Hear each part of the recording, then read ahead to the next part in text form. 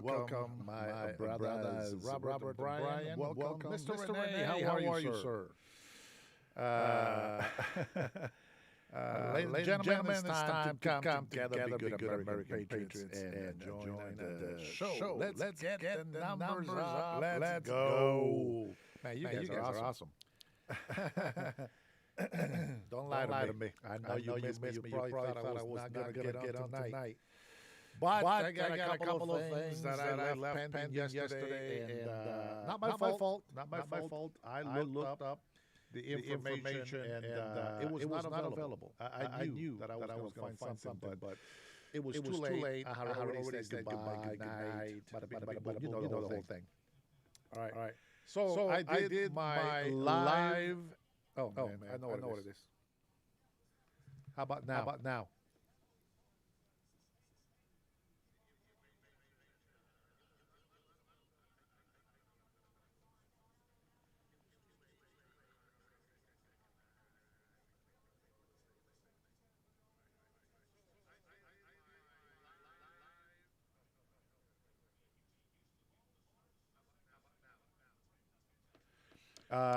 It's because that shouldn't be an issue, but it's because of what I did earlier. Let's see. Yeah.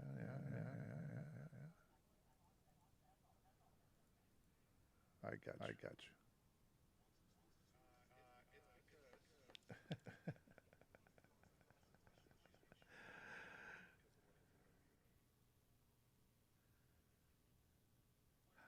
How about now? Let's go. Test 1, 2.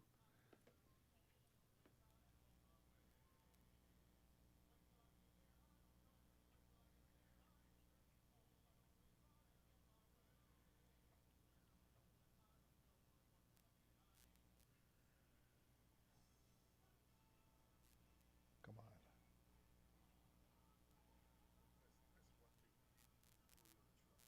That's good, right? We got good sound? Candyman. Welcome, Candyman and Dominique. Thank you, guys. I appreciate it. Yeah, so I was doing a, let me turn this up a little bit more. I was doing a live in Spanish earlier because I'm starting my second channel up to give information to Hispanic people about respecting immigration law and how to do things the right way. Coming to the United States of America is a privilege, not a human right. So, you know what I'm saying? I gotta let them know. They gotta know. Sometimes it's just ignorance. Sometimes people they really don't know. You guys already watched them. It's okay. Don't worry. I may have to restart, to be honest. Okay, maybe not. It's kind of frozen there for me.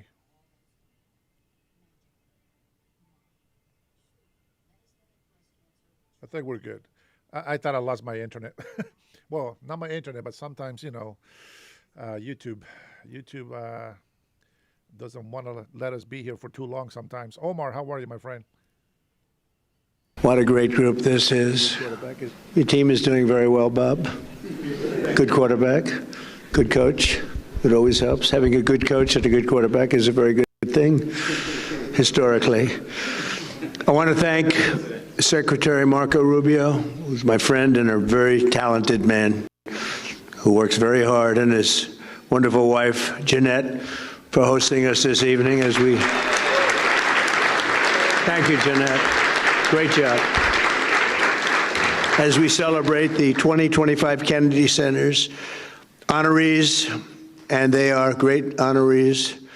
Sylvester Stallone, there he is, look at him.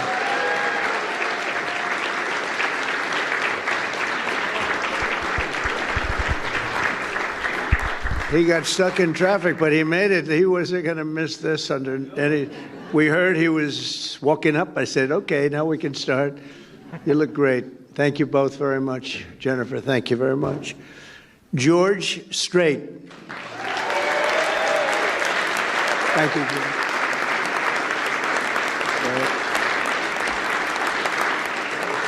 King of Country. That's great. Gloria Gaynor. Gloria.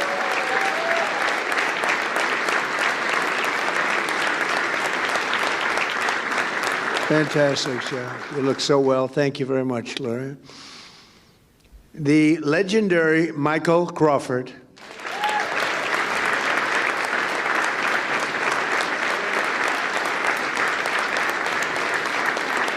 Thank you, Michael. Thank you, Michael.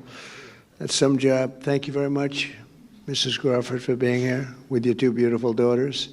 Really an honor to have you.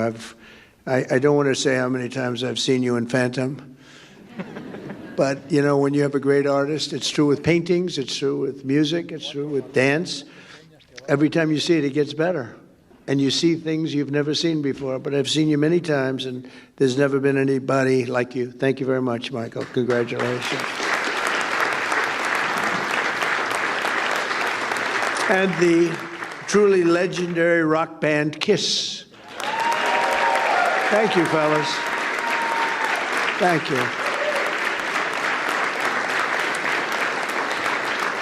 That's great. Thank you very much. And this is really much, really look at it, pure talent, a lot of talent, as has ever been assembled under one roof. We've done something that they've never done before, and I'll be doing something that hasn't been done before. The President of the United States is hosting at the request of a certain television network.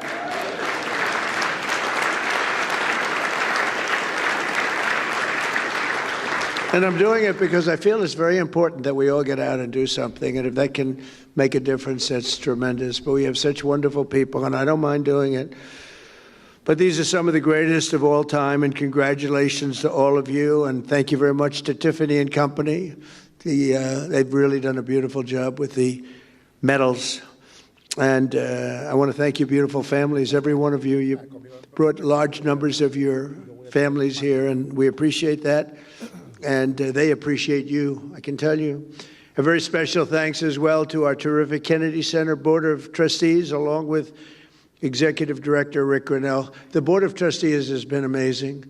It's got to be the hottest board, or I don't know, the Supreme Court is pretty hot. I always say the Supreme Court, the U.S. Senate, the NFL Owners Committee, I think that's pretty good too.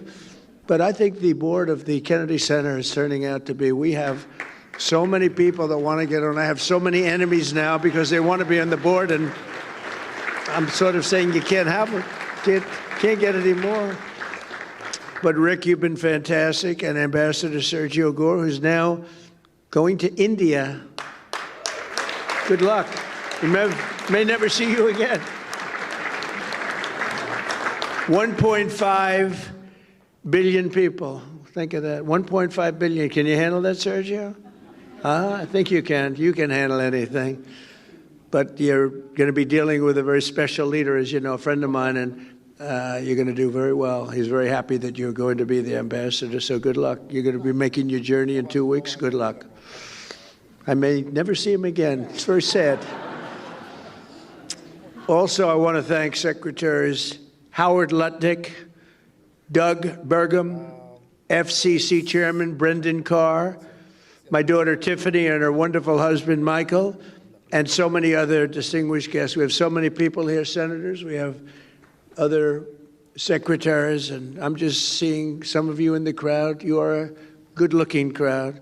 I also want to thank everyone here tonight who's so generously supported our effort to restore and revitalize the Kennedy Center. It was in rough shape to a lesser extent, but the White House was in rough shape. You know, we're bringing the White House back room by room, and they sort of laugh when they say, well, the Lincoln bedroom, we had to fix it up. It wasn't looking too good, but we fixed it up, leaving it the way it was, but fixed up. It's in tippy-top shape. You know, I always used to say, it's got to be tippy-top. But you had a lot of other presidents that weren't into that. I've always been into it. The Oval Office has reached a new level. The Cabinet Room, everyone wants to see the Cabinet Room, and it's so beautiful now. We took some of the paintings that were downstairs in vaults. They have big vaults. They have 2,000 paintings, over 2,000. We have great curators, 7 of them.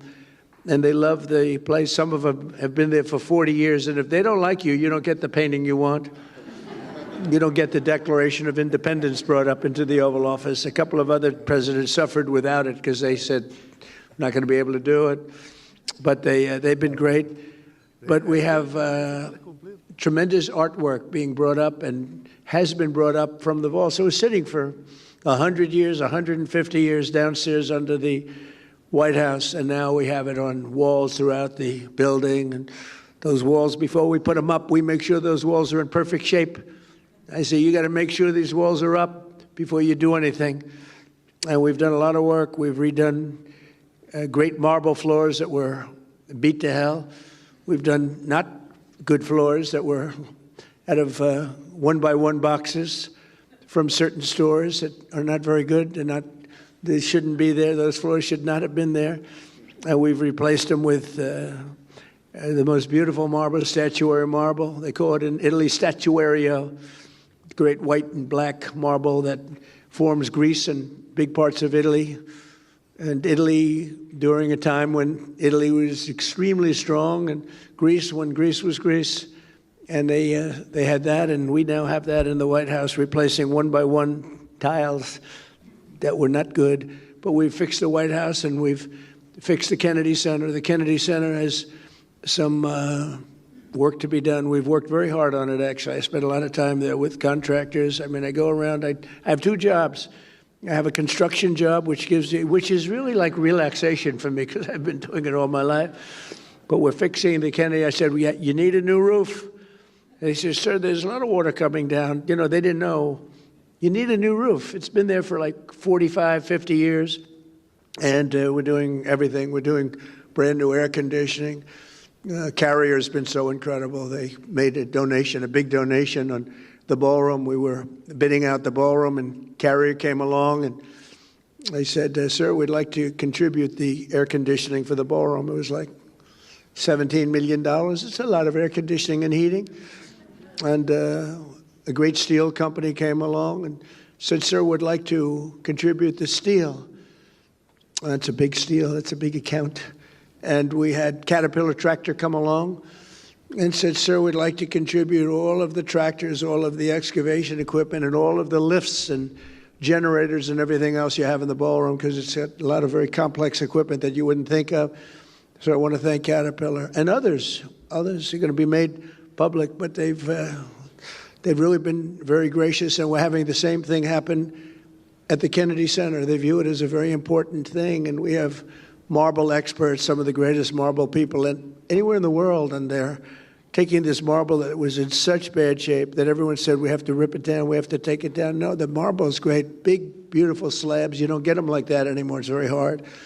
Giant, they call them the giant slabs. They don't make them. But with tender, loving care, and I always say, remember, if you take 1/100th of an inch off the top of the marble, you have brand new marble. People don't know that.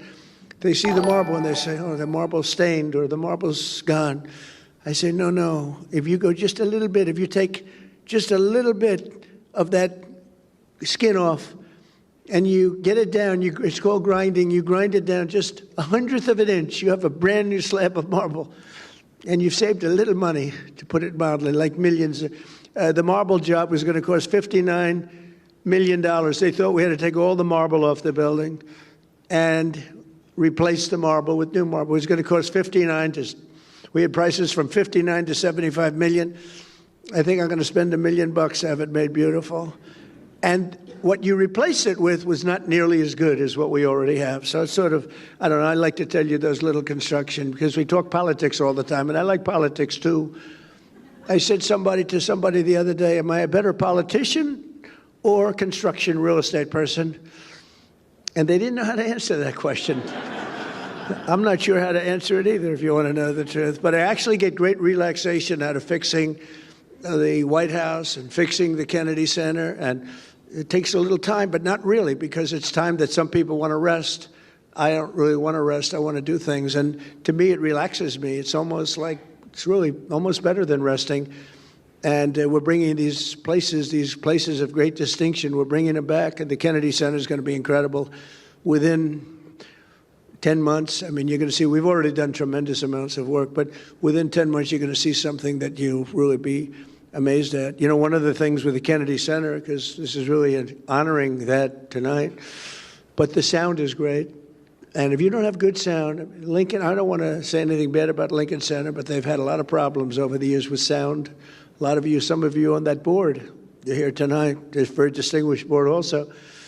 But as you know, they have at Lincoln Center, they have a sound problem, and they've rebuilt one of their great buildings because the sound was always bad, and they can't get it right.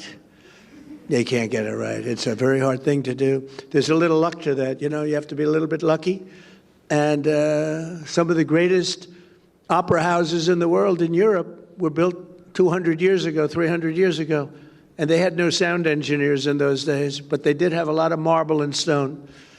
And marble and stone make really for great sound. I see we have Gloria, we have Kiss, we have George Strait, we have, think of it, we have the great Michael Crawford, and they know what I'm talking about probably better than anybody else in the whole world. But it's, sound is a big deal. And if you don't have it in a building, you pretty much never have it. They rebuild it, they spend millions and millions of dollars, they take it apart. They put up new walls, they put up new seats, they put up new everything, and they open it up, and it's a disaster. And the one thing with Kennedy Center, they have great sound. They've always been known to have great sound. And we're putting up large slabs of marble in a couple of the great halls. And it's already, we did some testing. It's made it, as good as it is, it's made it even better. Marble can do that. So we've reviewed everything you have to review and reversed the decline of this cherished institution. And the Kennedy Center was really, boy, the money they spent over the years. They spent so much money, and you couldn't see where the money was spent. We're still trying to find out where did they spend all that money, but they didn't know what they were doing, and it's a shame. And we almost lost that building. That building was very close, structurally and every other way. We've totally reversed it, and now it's going to be in great shape for another, literally for 100 years. It's going to be in great shape. It's going to be in better shape than ever before. So we've done a real job. We've secured historic funding for the Kennedy Center, and we got that in the great, big, beautiful bill. That's a bill that everybody said was impossible to get passed. They said, you can't do it. It's too big. It was supposed to be 17 bills. I said, let's put it in one, because the Democrats are absolutely crazy. And I have some Democrat friends here, but they're crazy. And they might have approved a couple of them, but most of them they wouldn't. I said, if we put it all in one, there's something for everybody. And we got it approved with a pretty small majority. We have the majority, but pretty small majority. We got it approved. And we got some support. We got a little support from some of the rational Democrats. But one of the things we were able to do is help very much the Kennedy Center. We got so many other things. The largest tax cuts in history. No tax on, think of this, tips. No, for the workers. No tax on tips. No tax on Social Security for our great seniors. No tax on overtime. Nobody thought that was possible. You're allowed if you buy a car. These people don't know about buying cars, because you buy cars probably, you're not going out to borrow a lot of money, the group in this room. But you know what? Middle-income people, they never had this before. If you go out and borrow money, which almost everyone does to buy a car, you're now allowed to deduct the interest for income tax purposes. Never happened before. It's a great thing. We have so many things in the great, big, beautiful bill. But one of the things we have is we're going to rebuild our city, Washington, D.C. We now have one of the safest cities in the country. It was a horror show when I came here. A year and a half ago, this city was so dangerous. A year ago, it was so dangerous. We've been there 10 months, and now we're setting records for safety. We've had virtually no crime. We had terrorism 2 weeks ago, week and a half ago, horrible terrorism. But it sounds like we were doing so well that the terrorists felt they didn't want to see us do very well. But we have right now the safest capital. We have as safe a capital as anywhere in the world, and we had one of the most unsafe capitals in the world. Thank you. And I walk through the White House, and I'll see especially young women say, sir, thank you very much. And I know immediately what they're saying. They're not thanking me for the 8 wars that we've stopped. They're not thanking me for even the tax cuts or any of the other things we've done. They're thanking me because they can actually walk to the White House. They feel safe now in the city. And they are. And I want to thank our National Guard. They've been unbelievable. The National Guard has been great. And Christy and Tom Homan and all the people that work so hard on that. And as you probably noticed, we just went into New Orleans, and we went into Memphis, Tennessee. We went in a light way because we have a lot of opposition there with these people. They want to have crime. I mean, it's the craziest thing, Chicago. But we've brought down crime and just given it a little dose of what we do really well. But we'll, at some point, just go in and do it exactly the way we want. We won't have any crime, and we'll have very little crime in Chicago, almost none. And we'll stop it everywhere. We do stop it everywhere. And we had a governor, a very good governor from Louisiana. Jeff Landry just called, and he said, please do me a favor. Would you send the troops into New Orleans? It's really gotten bad. And I said, we'll do it. We just sent them in, and within about 3 days, everyone said it's like a different place. And he's a smart governor. And some of the governors, you'd be surprised at some of the ones that are calling, but we're stopping crime. I said we were going to, during the campaign, we're going to stop crime. Nobody knew we were going to stop it to this extent. Nobody knew we were going to have a border where in 6 months, not one person came into our country illegally. Think of that.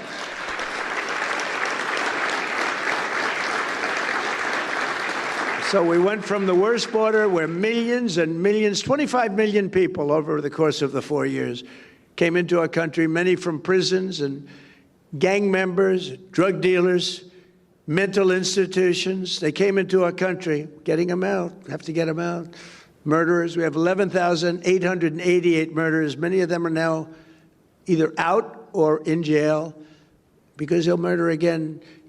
More than 50% of those people murdered more than one person. But we took a very strong stand, and people are really liking it. And by the way, drugs coming into our country by sea, down 94%. Okay, down 94%. And I'm trying to figure out who the other 6% is, because frankly, I think they are they got to be the bravest people. Who are the 6% that are still trying to come in? But down 94%. And we're going to start that same process on land, because we know every route, we know every house, we know where they live, we know everything about them. They killed 300,000 people last year. And that's like a war. That's like a terrible war. Not going to let it happen. So we're doing a job that nobody else could do. But we're building this institution back to what it should be, and the nation's premier venue for the arts. And we're going to see that because D.C. is now a safe place. People want to be here. The restaurants are opening. You know, if you go back a year, nobody wanted to go to restaurants. They lost 40% of their restaurants. They closed. They had no business. And the restaurants that were open were doing no business. And people felt unsafe, even sitting, waiting for a meal. People would come in and do bad things. We don't have that anymore. And now restaurants are open. You can't even get into a restaurant now in Washington, D.C. It's a beautiful thing to watch. And we're showcasing our country. And we're always going to have it, because the capital of the United States of America has to be a safe and beautiful place. And we're fixing it. We're fixing the roads. We're removing the graffiti on the most beautiful marble you've ever seen. We're removing granite. I like granite better on the outside because it's real easy, but the marble is very porous. During the Biden administration, they sprayed a lot of red paint on a lot of white marble, and you still see it, you know. They worked real hard to get it off, but it goes down deep. It's a disgrace what they were allowed to do. It was also a disgrace that they allowed millions of people into our country illegally, and people that were not people that we want to have. They weren't people that could love our country. We want people coming into our country that can love our country. So the generosity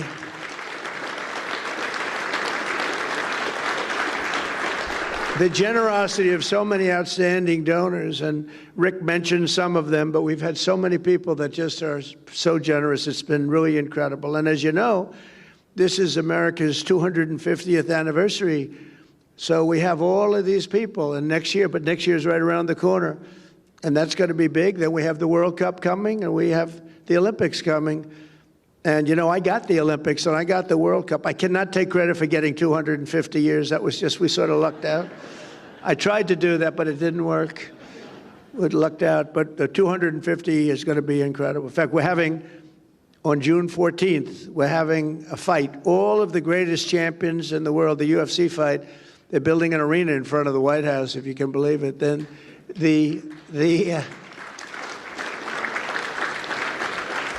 like 6,000 seats, and then they're going to build it for the fight.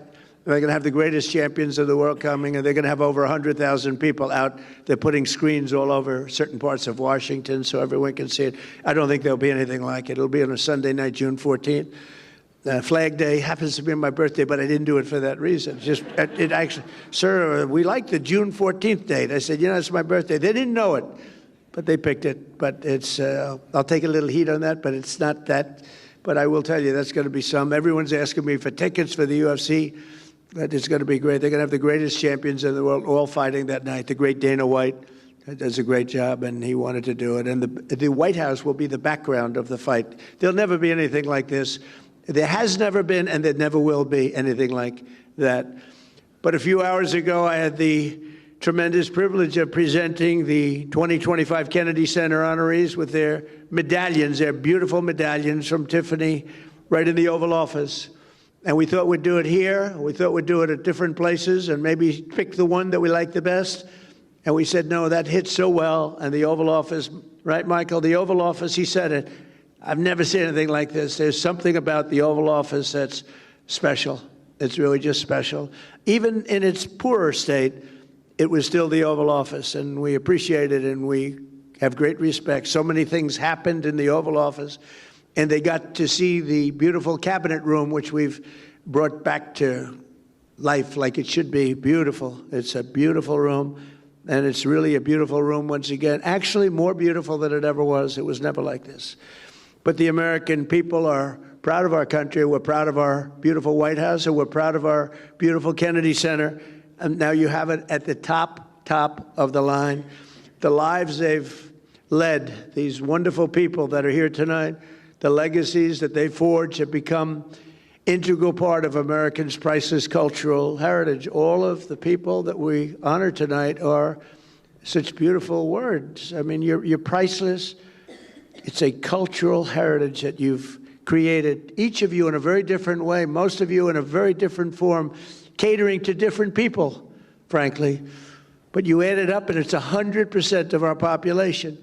Each of them has given us treasures that will be passed down to every future generation. And I don't think you even appreciate what you've done. I don't think you really appreciate your greatness. Decades and even centuries from now, people will still watch and admire the films of Sylvester Stallone. There's nobody else can do those films. Nobody can do it.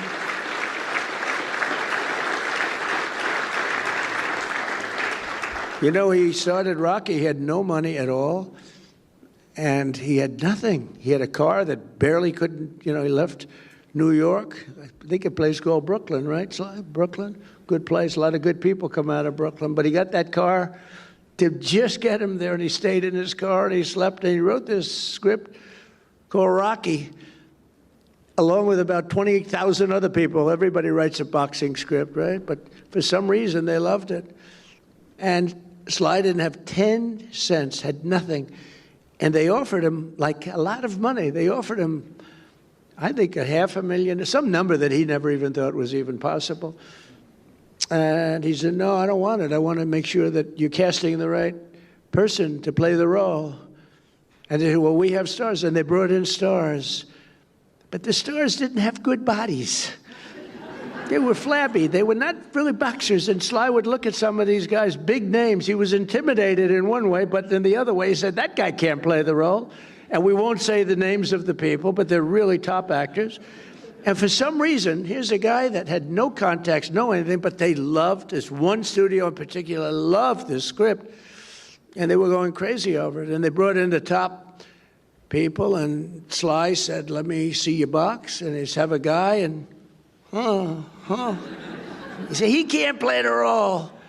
He had a lot of flab around the upper chest area. It's supposed to be solid like a rock. And then they brought in another one. And finally, they looked at Sly. They said, oh, man, you're in good shape.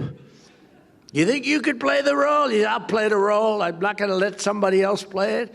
And he was actually willing. He thought they'd have somebody, but he said, that's not a boxer. That's not a fighter. These are good movie stars. Keep their shirt on, but they're good movie stars.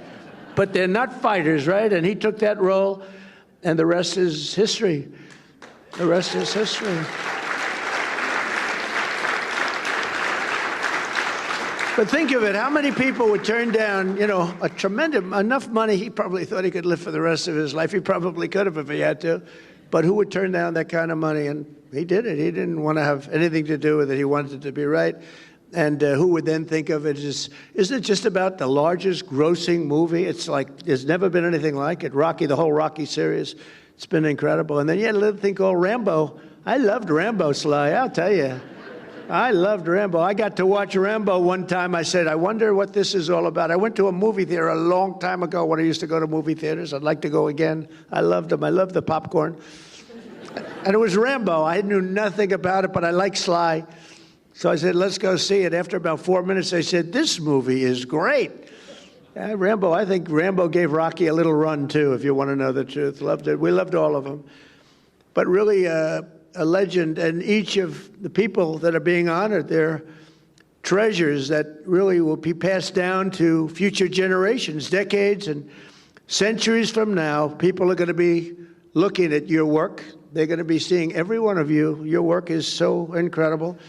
And they'll be thrilling to the performances of Sly and the performances, it's all on tape, of the great Michael Crawford and Phantom. It's all on tape, thank goodness for tape. Because if you couldn't see him, if you would miss that, if you wouldn't see Michael Crawford, the way he moved, the voice was magnificent, but the way he moved and the hands, the whole thing, it's just, there'll never be anything like it. But we have it on tape from every different angle, so guess what? You're lucky. There are a lot of great people that they've never been preserved that way, but you've been preserved, and people are going to be looking. People are going to be watching that and comparing in other plays and in other forms and other venues. They're going to be looking and comparing others to you, and I don't think they're ever going to find anybody like you, Michael, okay? I know something about that business. I don't think they'll find anybody like you. The look, the movement, the whole deal, and then the voice, right? The voice, that beautiful voice. And they'll still know the unforgettable songs of George and Gloria and Paul, Gene, Peter, and the late, great Ace Frehley, who's represented by his daughter, and she was crying she was crying. And all that meant to me is one thing, she loved her father, right? She loved her father.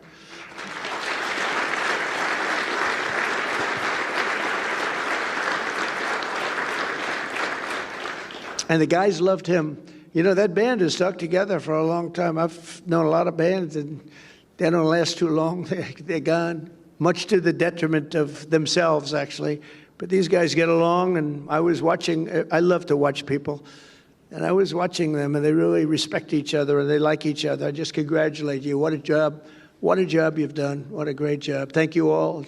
I've known Gene for a long time, and I've known the others for shorter periods of time, but they're real talent. And tonight they're really appreciated. The world has seen it, and the world is now watching. They're watching. The whole world is watching this. So thank you very much. On the film sets, Broadway stages, and in sold-out arenas around the globe, these exceptional individuals have spent their lives making the most of their incredible God-given talents. They have talent. They have talent. The great Gary Player, he hits shots. He's 90 years old. He still plays good. He shot a 70 with me the other day. He's 90. We're playing pretty far back, too. He's incredible. You think Biden could do that? I don't think so. Can't lift the club. But Gary was demonstrating shots, and one guy was having a very hard time, couldn't get out of a sand trap. Gary's known as the greatest sand player, #1 ever. He got down in the U.S. Opens, 2 U.S. Opens back-to-back. He got down 69 out of 71 times. I would say that's good. Even if you don't know anything about golf, you'd have to say that's good. But he got down, and this poor man that I was with, he was blessed with talent, but not golf talent. And he cannot get out of a trap. It was sad to watch. And Gary says, you don't understand. And he dropped 5 balls. Ping, ping, ping, ping, ping. every ball right next to the hole. This guy, and he tried it. He hit the ball a foot. He hit the next one over the green like by 50 yards. The whole thing was a disaster. He said, well, here's the problem. I've got talent and you don't. And that's what's true about you. You have talent. These 5 groups and people, they have great talent. And if you don't have talent, to be honest with you, there's not a damn thing you can do. You can get a little better. But if you don't have talent, there's not a damn thing you can do about it. All you can do is try and find something else where you do have talent. But I just want to thank that, you shared these gifts, because you're really sharing a great gift with the world, and maybe tonight more so than any time in your career you've shared tonight, because tonight the whole world is focused on you. I want to celebrate all of this together, and tomorrow we pay tribute to them magnificently, and they're going to see something really special, and it's so great to have this at the Kennedy Center. I want to thank, as you know, FIFA for the award they gave me, but more importantly for choosing the Kennedy Center. We had over 1 billion people watching they were choosing the teams, which team is playing the next team, and you can imagine the thrill. But Johnny, who's the commissioner, he's a fantastic guy. I guess you have to say he's like the biggest guy in sports, Bob. He's big. He's saying we have 58 Super Bowls. I don't know if that's true, but let's say we have a few of them. But they have a lot of matches, and it's all taking place here. Don't forget, when I made that deal during my first term, and then I made the deal for the Olympics, and I said, man, it's so bad, because they were made 6 years away. So I said, I won't be president. And then I got screwed, and I said, let's do it again, and I did it again. We did great the second time, unbelievable. We won by a lot, but the third time, we won by 10 million votes. But it was a COVID era, a lot of things happened, and a very crooked election, a lot of crooked people. But I said, we got to do it again. That's why we never give up. These people have never given up. They don't give up. Bob Kraft never gave up. Did you ever give up, Bob? I don't think so. Bob Kraft, have you ever given up, Bob? Look at him. He had a lousy team last year. He didn't know what to do. And now he's leading the NFL again. I'm sure your other owners are extremely happy for you, though, Bob, right? They're thrilled. They're just thrilled. But no, people don't give up. The real winners need the talent, but don't ever give up. But as chairman of the Kennedy Center, as president of the United States, and as a true fan of each of these incredible celebrities, but great performers, much more than a celebrity. You're much more than a celebrity. It gives me tremendous pleasure to congratulate them once again and say thank you for your incredible career. Thank you for gracing us with this wisdom and this genius that you have. That's what it is, every one of them. And the First Lady, who you saw yesterday and you're going to see again tomorrow, we're going to be having a good time. She congratulates everybody. She's focused on Christmas decorations at the White House, where she's done a great job. And actually, the press has treated us very good. The first year, the trees were white and beautiful, and the media said, why white? So I said, listen, do something that's more known. So the next year, we did green. And they said, why aren't you doing white? We like the white better. The next year, we did red. We got killed with the red. But so we went through 4 years of that stuff. Nobody does it better. And this year, it's just so good that they actually said the White House looks phenomenal when you add up all of the other things that we've done to it. I tell people, for the first 4 years, I was the hunted. So I didn't have a lot of time to fix up the floors, to redo the Lincoln bathroom. I took a little heat. It was the worst job. It was done in many years ago. It was done during actually the Truman administration with very cheap green tile. That was in Lincoln. Now we have it done in beautiful, beautiful Paradiso marble. It's all book matched and so beautiful. And people said, oh, why is he wasting time? That's not wasting time. That's saving our heritage. Many, many things like that. It's saving the heritage of this country. And it's so important.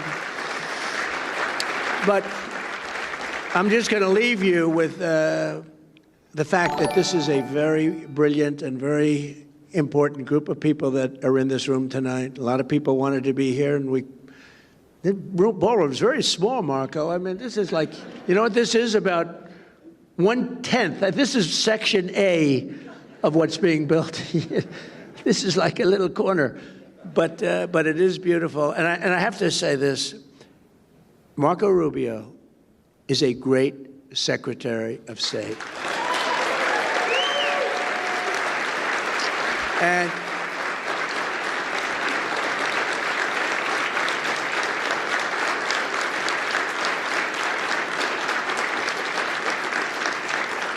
And I think he's going to go down as, you know, look, we've had some good ones. We've had some bad ones, too, real bad ones. We've had some real dummies and some real brilliant, great ones. I think Marco, if we keep going like this, he's going to go down as the greatest Secretary of State in the history of our country. So, Marco, thank you very much. Thank you very much. And I just want to thank everybody. It's a very special journey that we're on. It's a beautiful journey, and we're beautifying our country. We're strengthening our country. We're respected again as a country. We're so respected now, like never before. And whether it's Europe, Japan, I mean, every one of them, they have tremendous respect. They used to laugh at us not long ago. A year and a half ago, they were laughing at us, and they're not laughing anymore. They respect us like they've never done before. Thank you very much, everybody, for being here. It's a great honor to have you. Thank you very much. Thank you.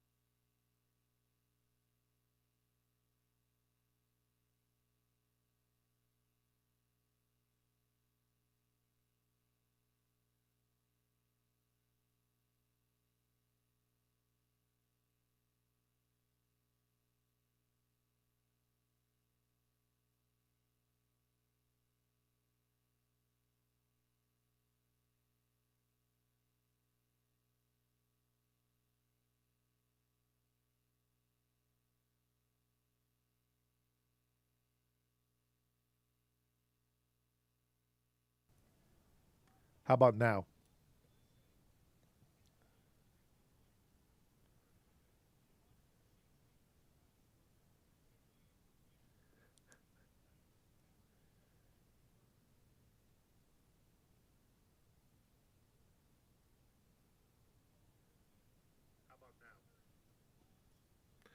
So I told you I messed up my settings from doing my Spanish live. I had to set up a different mic.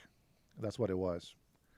All right, so I was saying thank you so much for joining me. I'm so happy to see a lot of patrons on here. I've been neglecting you, and I apologize for neglecting you.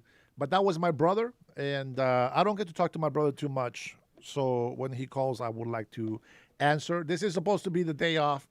I'm glad that you guys were reading my lips, understanding that I was saying something. Now, there is a couple of the people that don't like me here. They just love to troll. I'm sure they were happy there for a second. Latinos for Trump, let's go. That's right.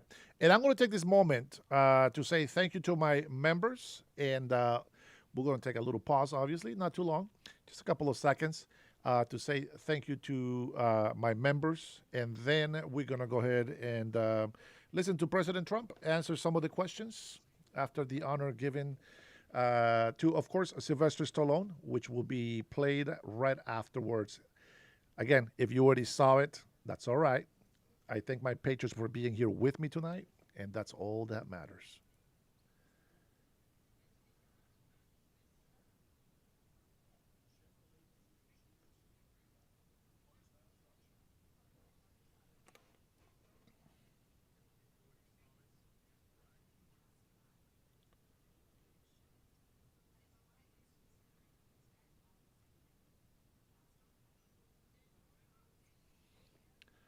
No music.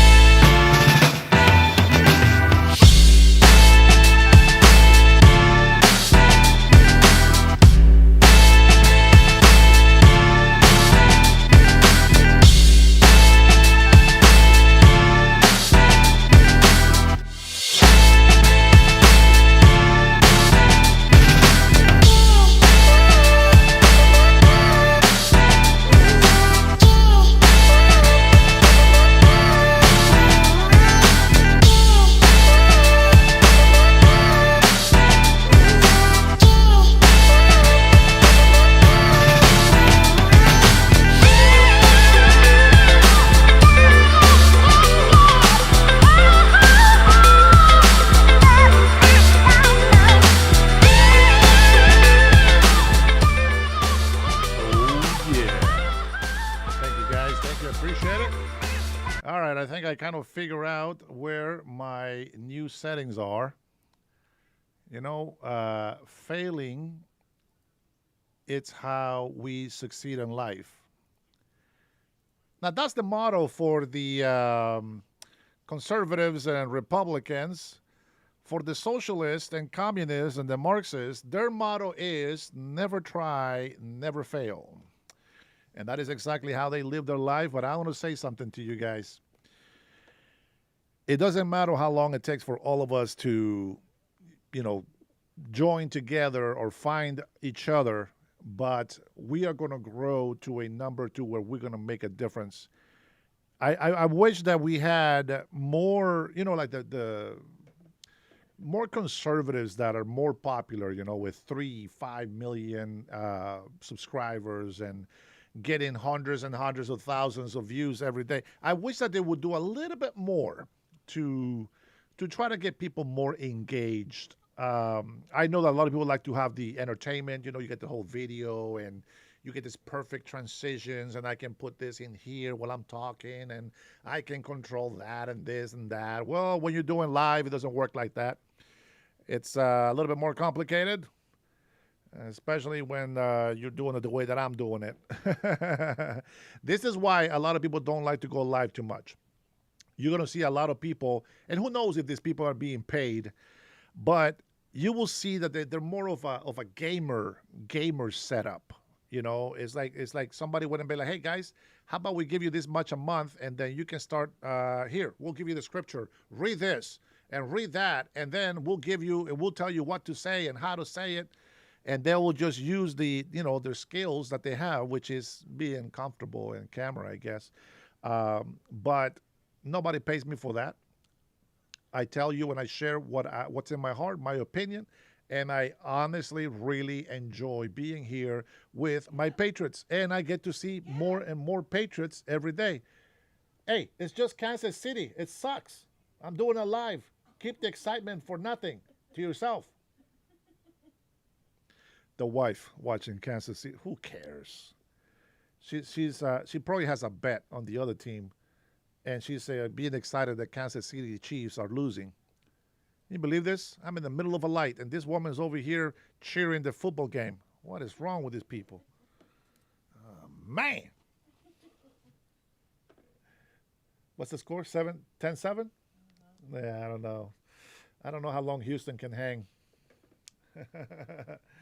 All right, let's see. Let me go ahead and read some comments before we get to to the president answering some of these Questions. Let's see what we got here. Calvin, what you say? Trump versus the Pope. I'll take Trump. Lone Wolf says Marxist model, always fail, then try again and fail. You're giving them too much credit. Too much credit. Fatima, how did you learn Spanish? I know you're somewhere in Somalia trying to speak Spanish. Yeah, just give it up. Just put it down in Somalian, bro. We know. Oh, and speaking of Somalian, my patriots, we're gonna wear down all these leftist Democrats to get out of our chat. Don't block anybody. Just let them get tired of getting more Trump, Trump, Trump. Win. Just for us. And then, after we're done with these videos, we're going to go ahead and tackle a couple of things from Somalia. If you haven't seen my short from earlier, you guys can go do that. Demorats, go ahead and put some nasty comments in my shorts. I know you guys love to put me down on my videos. Go for it. Oh, $101 billion chat. Woo, let's go. Oh, wait. It's just $5.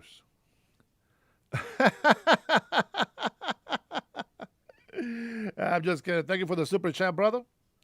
What's the question? Let's move forward with the Monroe Doctrine. That is, the CIA must be dismantled since $101 billion comes from drug trafficking and fentanyl.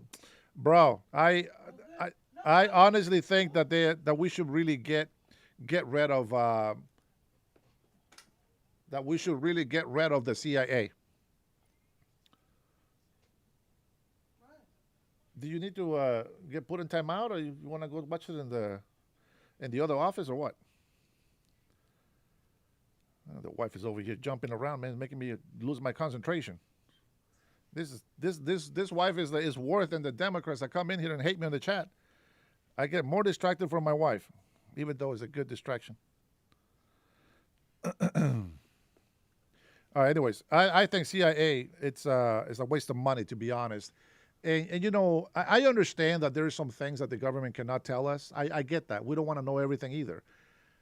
But the fact that when the leaders of the CIA go on podcasts and laugh and say that they lied to the American people, that is not a good look. But you know what is a good look?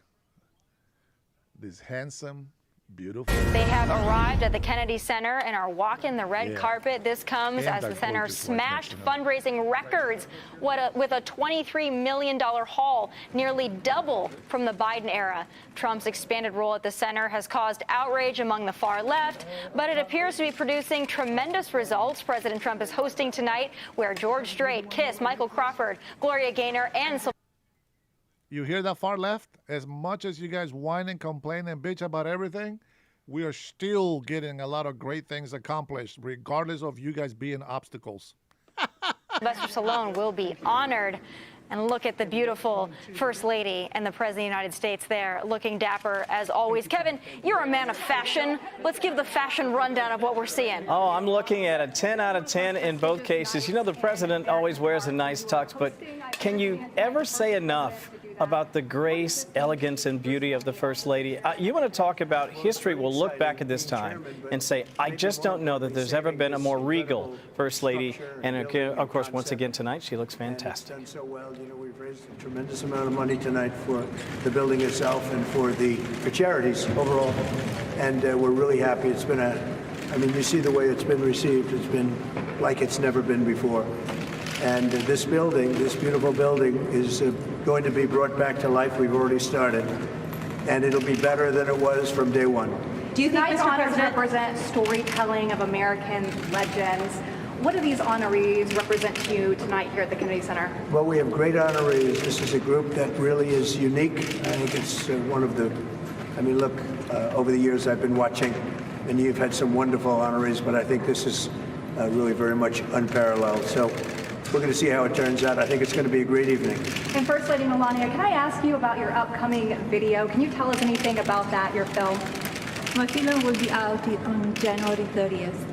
So I'm looking forward to it, and I hope people will come and see it. will be 20 days in my busy life before inauguration. We look forward to seeing that. And what does tonight mean to you? You have celebrated the arts and design as part of your journey. Tell us what tonight means to you here at the Kennedy Well, it Center. really means we're bringing back the Capitol, Washington, D.C. If you look back a year ago, it was a very unsafe place. Beautiful, but unsafe. But it wasn't properly kept. It was not in good condition. Now it's in very good condition. And as you know, crime has been brought down to a level that nobody's ever seen here before. So we're very proud of that. Thank you very much. Do you think, Mr. President, what do you think of the Netflix Warner Brothers deal? Trump Kennedy Center, Mr. President, do you think? Say it. Do you think the center will eventually be named the Trump Kennedy I Center? don't know. I hear that, but I don't know. And that's not up to me. That's up to the board. The board makes that decision. We have a very prestigious board. If you look at the names, I don't think there's a board like it. So that would be up to the board. Thank you. Are you willing to take a foreign policy question? Say it. Foreign policy question? Well, I think maybe not tonight. Russia, Ukraine? This is about the Kennedy Center. Okay. Thank you. What about Netflix and Warner Brothers? Well, that's got to go through a process, and we'll see what happens. Netflix is a great company. They've done a phenomenal job. Ted is a fantastic man. I have a lot of respect for him, but it's a lot of market share. So we'll have to see what happens. President Trump, who's on your list for next year's Kennedy Center Honors event? I looked at the list today. I can't tell you that yet, but a lot of people want to be on my list. You'd like to be on the list. I don't know about that, but I have a question for you, Mr. President. How have you prepared to host tonight? Well, maybe I haven't prepared. Maybe you want to be a little bit loose. If you look at the great hosts, Johnny Carson, Bob Hope, those are the greats. If you look at the not-so-greats, like Jimmy Kimmel, he was just terrible. But no, I think you want to be just loose and not a lot to prepare for. Really. You know what you have to be? You have to be yourself. I've been asking your cabinet tonight, is this going to be more Johnny Carson or Don Rickles? Well, Don, I knew them both, and they were both great guys. And Only patriotic MAGA stickers are allowed to be spammed. Positive comments are allowed to be spam. American flags allowed to be spam. If you're going to be insulting, you do not get to spam. You can make comments periodically, but you don't get to spam. If you guys keep repeating and spamming mods, you can just do 5-minute timeouts. That's it. Don't block. Just put 5-minute timeout for everybody. Don't block them. friends of mine, both difficult, very difficult, but great. I mean, I was really very close to both of them. You can't compare them; they were very different. Why did you want? But Johnny Carson for hosting was top of the line. President Trump, Jesse Waters has a question for you. What was your favorite moment of 2025? It was a big year.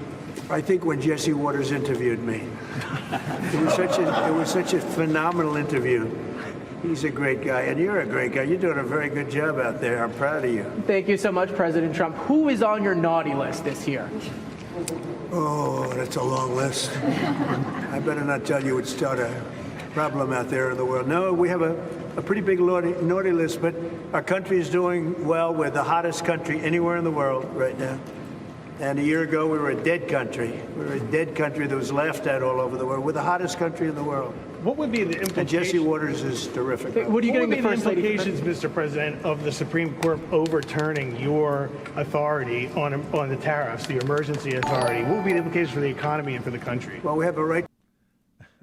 Excuse me, Mr. President. Give me a second here. I got a live show to address. Thanks for the super chat, Cutting Edge. You as always, bro. You're always blessing me, and I appreciate you. Now the fraud in Minnesota has increased from $1 billion to $8 billion in just 2 days. The SNAP benefits could be restricted in several states within days for failing to provide information on who is receiving the benefits. Oh, it's getting beautiful. It's getting pretty, and the truth is coming out. We will get there. Patience, young Padawan. Patience. We will get there, Cutting Edge. For now, we got to finish this couple of interviews. Thanks for the super chat, brother. You're the best. And by the way, I think that you just became the stream chat boss. So when we get done with this one, we get to spam the emojis for the patrons. To go a different form of tariffs. We have a right to go licensing. We have a right to go other ways. But the form of tariffing, as we call it, the current form of tariffing that's before the court gives us great national security, more than anything else, because it allows the president to act quickly and effectively, swiftly, and make a decision. And as you know, I ended 8 wars. We're trying to end a 9th, and we thought this would be maybe one of the easier ones. We just did Rwanda and Congo, and that was going on for 30 years. The Russia-Ukraine, I thought was going to be a little bit easier, but it's not being made easy. It's a very tough war, very nasty. 27,000 people died last month, mostly soldiers. I will say that I really think this is really a night of joy tonight because of what's happening with this building. It's going to be fantastic when you see the end product. It's going to be better than it was new, and I think we'll celebrate that. But I will say that our country is doing really well. Some Republicans have expressed concern about using the tariffs, the revenue for a dividend, saying we should be paying down the national debt. Well, we will. What's I your agree thought with them on that. But I also think that, we're making so much money with tariffs that we'll also be able to make a nice dividend to middle-income people. We're talking about middle-income and lower-income people. We're not talking about dividends to rich people. But there's so much money being made from the tariffs, and countries that were taking advantage of us for many, many years are not taking advantage of us anymore. We're taking in tremendous amounts of money from countries that we were losing lots of money to. And you know what? They're okay with it. They're not complaining. They're not complaining about the tariffs. They'd rather not have them, but they're not saying there's anything wrong. And the big thing is, in the court, we have tremendous flexibility with the current system. It's unbelievable for national security. I've ended 8 wars, largely because of trade and because of tariffs. If we go the other tariff route, and there are other routes we can go, but it won't give you the same pure national security as this one. This one is swift and very powerful. Mr. President, what's the next step in Russia-Ukraine talks? What's your next step in Russia-Ukraine talks after last week's negotiations? So we've been speaking to President Putin, and we've been speaking to Ukrainian leaders, including President Zelensky. And I have to say that I'm a little bit disappointed that President Zelensky hasn't yet read the proposal. That was as of a few hours ago. His people love it, but he hasn't. Russia's fine with it. Russia, I guess, would rather have the whole country when you think of it. But Russia is, I believe, fine with it, but I'm not sure that Zelensky's fine with it. His people love it, but he hasn't read it. So someday you'll explain that one to me, Jeff.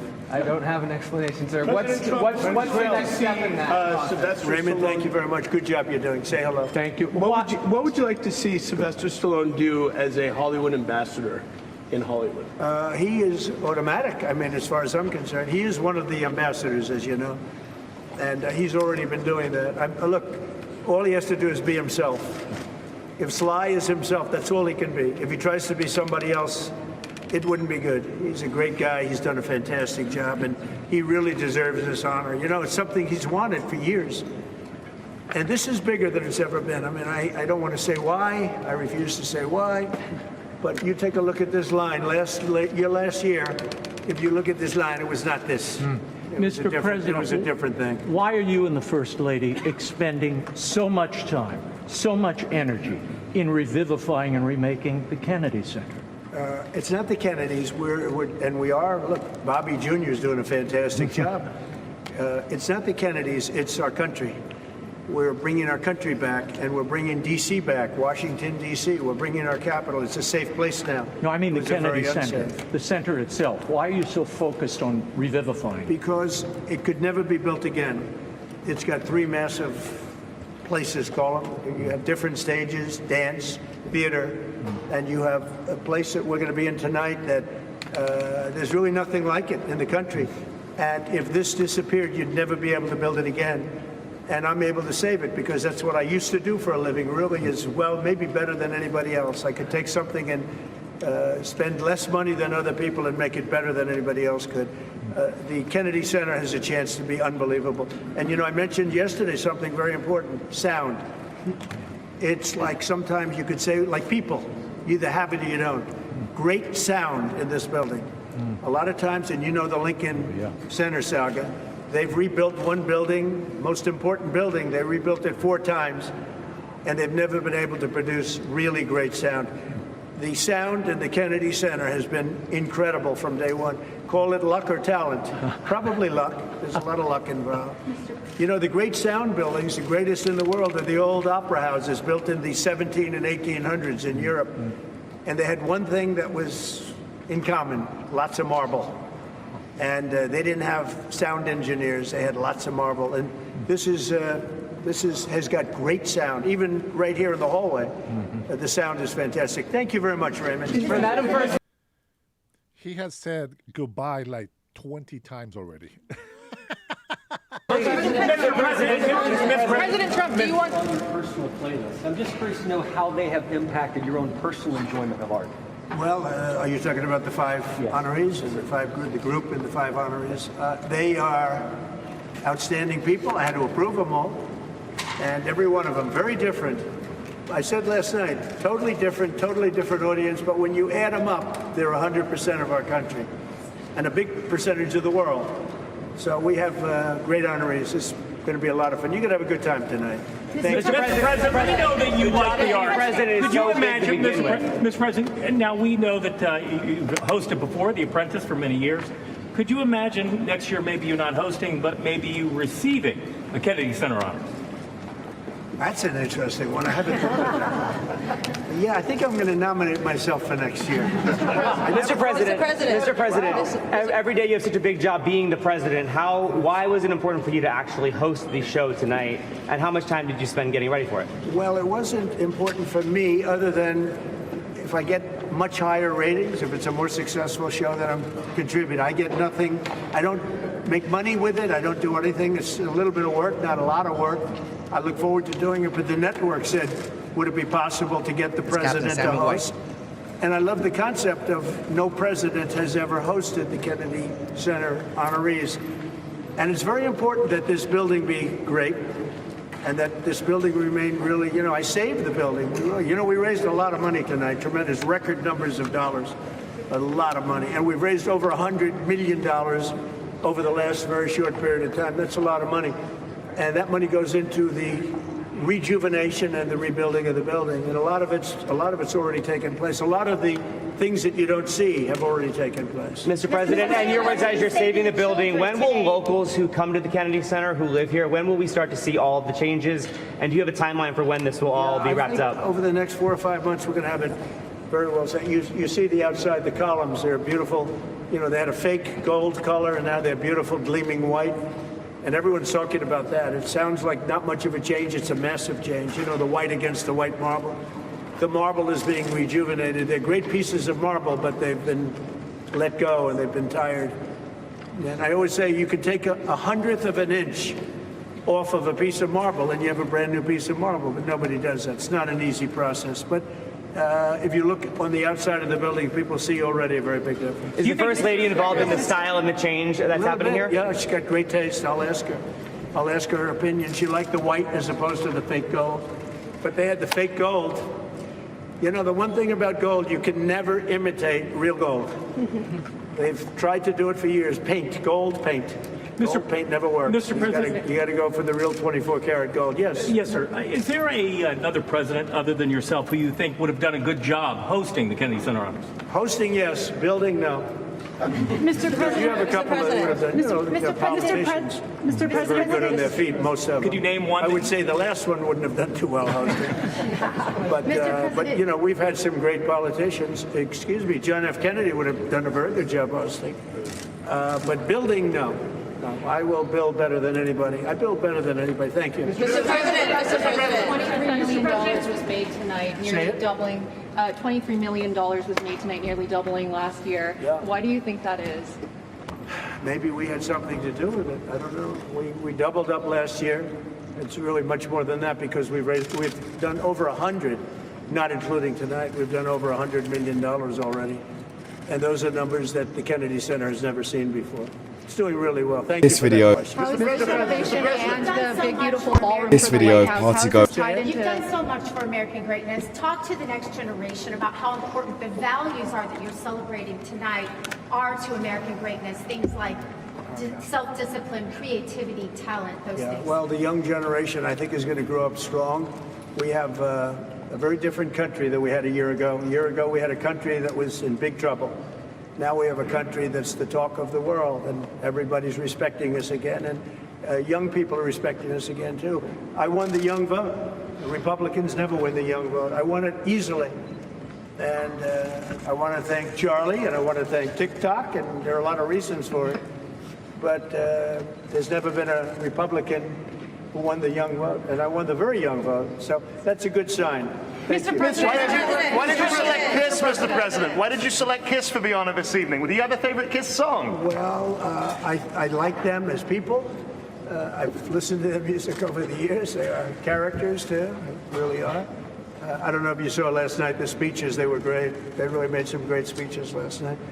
And they're very popular. A lot of people, a lot of people write in and ask us to select. So, think of it. Sylvester Stallone was not picked for any of this stuff. He's one of the greatest movie stars of all time, based on revenue, based on, Rocky and Rambo and the numbers. No, I doubt. Maybe there's a couple of stars that have done something equal, but really there's nothing like it. So we're going to have a very exciting night. But Kiss is terrific. Mr. President, two questions. What are you looking forward to most about hosting tonight? And number two, Secretary Duffy says you are the master of the playlist out on the Rose Garden Club. What's your favorite song to listen to on the Rose Garden Club? Well, I have so many different songs. And look, Lee Greenwood really hit big with that. It was from day one. We put it on the first rally, and we never took it off, and he's great. But I have a lot of favorites, and I can tell you that we both love Elton John, special man, special guy, and he's really talented. We like a lot of different. I like a lot of different songs, a lot of different types of music. I have a good playlist. Great. Thank you. Thank you. Mr. President, what would you like to see for America 250 here at the Kennedy Center? What would you like to see? Well, we're going to have a lot of events. One of the things you're going to have here is some of the UFC press. You're going to have the fighters coming over talking about the fights. It's a big deal. The UFC on June 14th. It's going to be June 14th next year. And they're building an arena. The great Dana White's building an arena. And they're going to have 8 or 9 championship fights, the biggest fights they've ever had. Everyone's a championship fight. And everyone's a legendary type of fight. He's actually holding back fights right now for 6 months so he can do it for this, the 250. I think 250 is going to be amazing. I think the arena is going to be 5,000 or 6,000 seats right in front of the front door of the White House, and 100,000 people in the back where they're putting up 8 or 10 very big screens. That's going to be an exciting night. So many people are asking for tickets, the UFC. Thank you. Mr. President, you mentioned some of your favorite songs. I did. I met with Ted. I think he's fantastic. I think he's, in the history of Hollywood, has really been almost, you could say, nothing like what he's done. You'd go back to Louis B. Mayer, maybe, Metro-Goldwyn-Mayer, MGM. Ted has done an incredible job. I mean, he had a company that was very troubled 7 or 8 years ago, and he took it over, and he's really done a legendary job. Should they be allowed to buy Warner Brothers? Should Netflix? Well, that's the question. They have a very big market share. And when they have Warner Brothers, that share goes up a lot. So I don't know. That's going to be for some economists to tell, and I'll be involved in that decision too. They have a very big market share. Did he make any guarantees to you about the merger if they do merge? No, not at all. He came up. He was in the Oval Office last week. I have a lot of respect for him. He's a great person, but he's done one of the greatest jobs in the history of movies and other things. He's got a lot of interesting things happening aside from what you're talking about. But it is a big market share. There's no question about it. It could be a problem. Mr. Yes. President, you mentioned some of your favorite songs. In your opinion, what makes a song great? Well, it's something that has to be soft and soothing to your ear. I like some songs that other people don't like. That's why they have. You ever hear the expression? That's why they have menus in restaurants. We're all different. We all order different things. Otherwise, you just serve one meal and that would be it. Are you a country music fan? But I love country music, and we have the king of country music tonight. So that's another one. President Trump, will you rename the Kennedy Center the Trump Center? It's not up to me. We have a board of 40 people that are really the most prestigious people in the United States. We have the honorary chairwoman on the board, right? as the First Lady, she's honorary chairwoman. But it's a really prestigious board, and that's up to them. I don't know what they're doing about that. And can you tell us about named the Opera House? Look, we are saving the Kennedy Center. And can you tell us how did you choose the nominees today, the winners today? Yeah, we went through probably 50 different names. We were politicked by a lot of people, some of them the stars themselves. But we went through 50 names and we picked the 5, and we're very happy with it. It's really very different audiences. But as I said, just down the line, they're different audiences, but when you add them up, it's 100% of the public. Thank you. Did the Opera House be renamed after Melania? What did you talk about with Prime Minister Carney and Mexican President Sheinbaum when you were here just a few days earlier? Mexico and Canada, we met with the, as you know, I mean, it was pretty well, a lot of people were here, right here we met. And the Prime Minister of Canada, President of Mexico, and we spoke for a half hour. Very good, very productive. Talked mostly trade. Will you restart negotiations with Canada? Oh, look, I have a great relationship with Canada. They're very tough traders, but I have a very good relationship with the Prime Minister and with Canada. And you had said you would halt those negotiations earlier after the tariff. Well, I have halted them. And so will you restart them? Yeah, we'll see. I mean, the problem is Canada makes a lot of things that we don't need because we make them also. But we'll work it out. Look, Canada's a special place, and they really are good at ice hockey, aren't they? Mr. President, what is more difficult, Mr. President, hosting the Kennedy Center honors or preparing for the State of the Union? Well, could I answer that question after the show's over? If you give it to me, absolutely. I'll give it Mr. to you President. after the show's Thanks. over. I mean, What's more difficult? This is a little bit different. Yeah. But I hosted The Apprentice when it was the #1 show on television. We did 42.5 million people that night. It was a little different television than it is today. What are more you people watching in those days? What are you expecting, Mr. President, in terms of ratings for this year's Kennedy Center I think honors? it'll do great. I think it's going to do great. Ratings are complicated now because you have streaming added on and everything else, but I think it'll do very big. I mean, just look. I mean, just based on what you see right here. If you came here last year, you saw a line that was about 1/10 this size.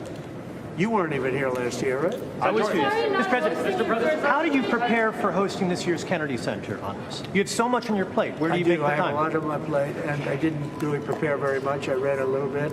I have a good memory, so I can remember things, which is very fortunate. But I want to just be myself. And so you have to be yourself. Johnny Carson, he was himself. Thank you, everybody. During the first time you stayed away. That's it. No more questions. That's it. Let the man go enjoy the show, man. You know what, Trinity? This is something that you tell me all the time. Every time I talk to you, you always tell me, especially when I feel like I kind of doubt myself, you always pick me up by telling me that the reason why you support me is because I am always myself, and I'm always honest, and I speak with passion from my heart. And I'm no politician. I'm not a liar. I don't pretend to be something that I'm not. I'm actually very humble, but I enjoy good things in life when they are available to me. It's just not what makes me happy. And you know what? I appreciate that response right there from President Trump. I just want to be myself. And that's exactly why we love him. Is he perfect? No. Is he going to make mistakes? Absolutely. But we are with him. Win or lose, we are with him. We had to be with a losing administration for the last 4 years. I think it's time to give ourselves a chance. And even though these leftists, these libtards in here don't want to give us that chance, well, democracy won. And I feel like we're going to be good. I think that the Republicans in Congress should nuke the filibuster. I really believe that still. And, whether, the Democrats get the seats and, we have a main duck, as they say, President Donald Trump, he's still going to do more than anything Democrats can do. And let's face it, his first term, he had negative support from Congress. He had negative support from American citizens, and he was still able to do so much. If these morons will allow him to do his work and get the hell out the way, we can do a lot more, even faster. But even then, he's still going to continue to win, and we're going to continue to win. Now, I want to give you a little bit of a preview of what we need to do for Somalians to, well, line up and get with the program. We got to use their tactics. Now, if you are under 18 years old, the following video is going to be a little bit violent. That's your warning, and that's all you get. But this is what Somalians are used to. They're not used to somebody loving and giving and, you know, blah, blah, blah, blah, blah, blah. This is what they're used to, and I think they miss it because they are more than happy to go back to Somalia. Well, here you go.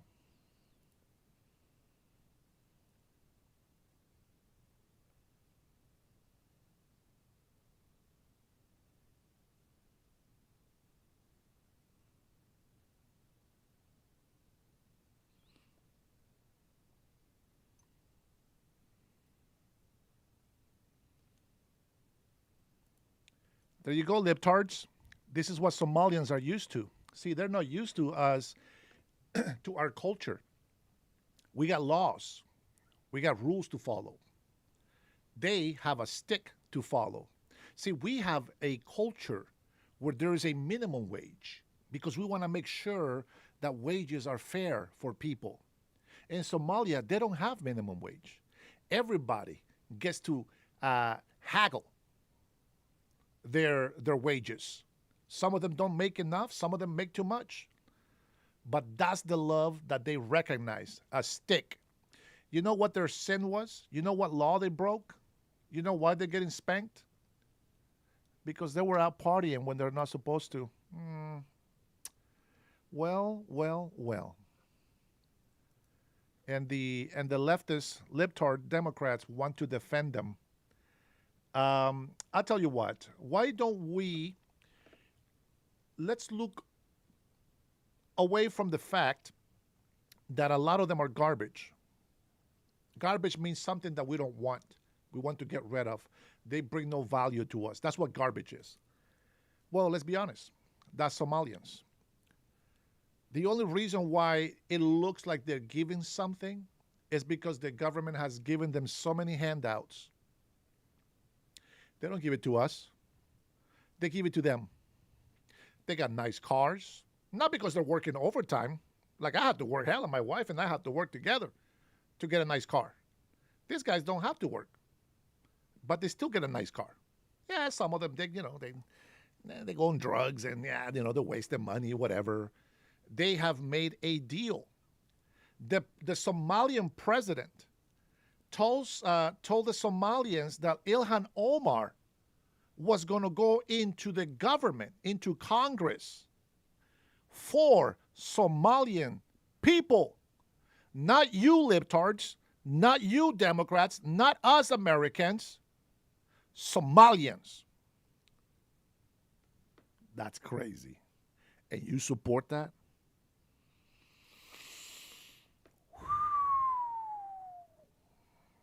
Sly, come on in, bro. Sylvester Stallone, tell us what's up, man. How you been? And tell me where I can get a toupee like that. Because I am going to need my mohawk to be a lot thicker and longer than what I got right now. Let's go. I'm just kidding. I love Sly. I love Sylvester Stallone. Rocky. Can you tell us, Mr. Stallone, congrats. How does this feel? Yeah, AP. How does this feel for you to be here? What do you mean, how does it feel? You know how I feel. It means feel good. You know what I mean? How does it feel? How does it feel? Well, it's kind of like being in the eye of a hurricane. You're not sure yet until you're able to analyze it. Like, this is an amazing event, but when you're caught up in the middle of it, it's hard to take it in until the next day. You know what I mean? But I'm incredibly humbled by it. It's been quite a journey. What it took for you to make that film as a struggling actor and all the things you had to do to be here today. Looking back on that struggle in making Rocky, how do you feel? Well, it's interesting you say that because I've never been goal-oriented, ever.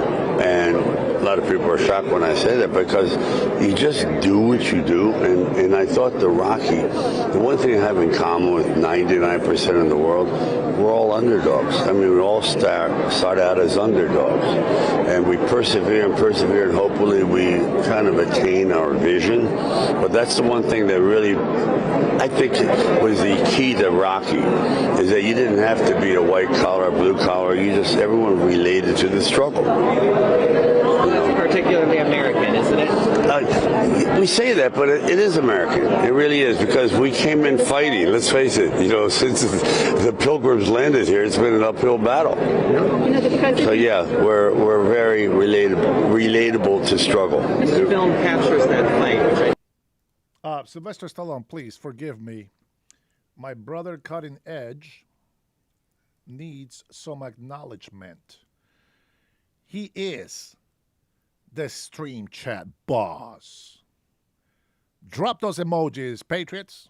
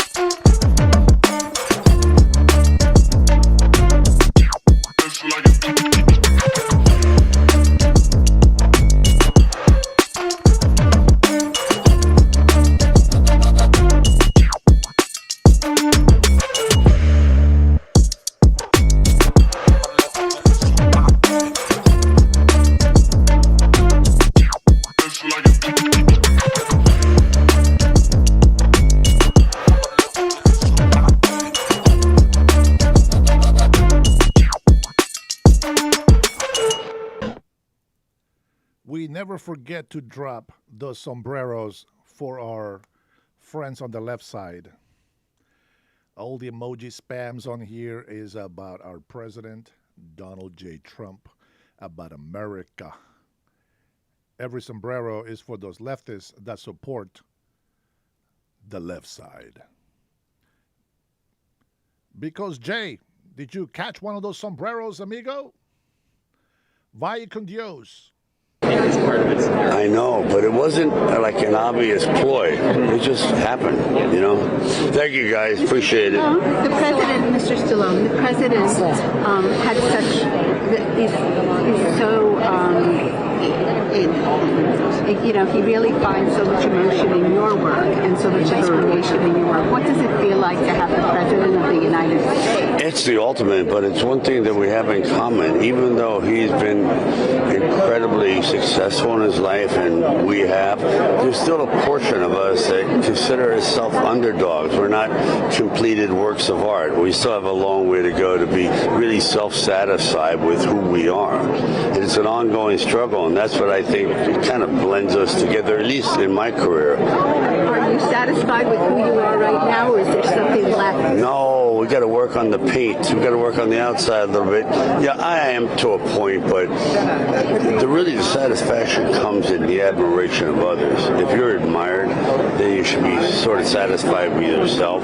Like the fact that I have an amazing wife and children, and that's where the admiration comes from. In the beginning, whether actors like to admit it or not, they need the love of strangers, the admiration of people in the dark, the audience. But as you grow older, you realize you need the ones that have been with you throughout the struggle. And the audience, though valuable, they come second. What did you tell your wife when you won this award? Oh, I told her how much I loved her and that she's my award. Thank you. Last question. We're going to go back to last question. Describe President Trump as the second George Washington after the election. How do you feel now? Do you still feel that way? Yeah, I do. I think he's an extraordinary man. This is the toughest job in the world, and it's really easy for people to be critical, and I get it. I mean, you are, because we're dealing with tremendous confrontation around the world. But I still, and I said it last night, I think he's an extraordinary human being. The one thing that people don't realize, and I've known him for 30 years, he's very, very gracious. Like, he'll remember your kids' names. He'll call, like, during a serious situation. He goes, oh, how's your mother? How's she doing? You know, little things. And no one knows about that. That's why the fellow I know is quite different than the way he's reported about. But I like the man a lot. And you spent some time with J.D. Vance at that. Yeah. Do you think he would be a good person to succeed the movement that Trump has started politically? Oh, without a doubt. I mean, he's really an elegant man. His wife's amazing. Kind of like my wife over here. Come here, beautiful. Come on, my love. I found him to be very elegant in his demeanor. He was quite humbling. Not humbling, but he was quite generous in his words to me and to my family when he didn't have to be. I didn't expect it. So there's something about when you look at a man eye to eye and just you can feel it, whether they're real or whether they're trying to be posturing for a different idea, but he's authentic. I mean, look at the book he wrote. Talk about humble beginnings. All right, guys, thank you. Are you okay? This way? Are you okay? Because some fans are concerned about you when they saw the video of you with the pain. No, How are you? I'll tell you what, because I've had 8 back operations. I have 1 more going, and it adds up, you know, and it's just, oh, you again. Thank you so much.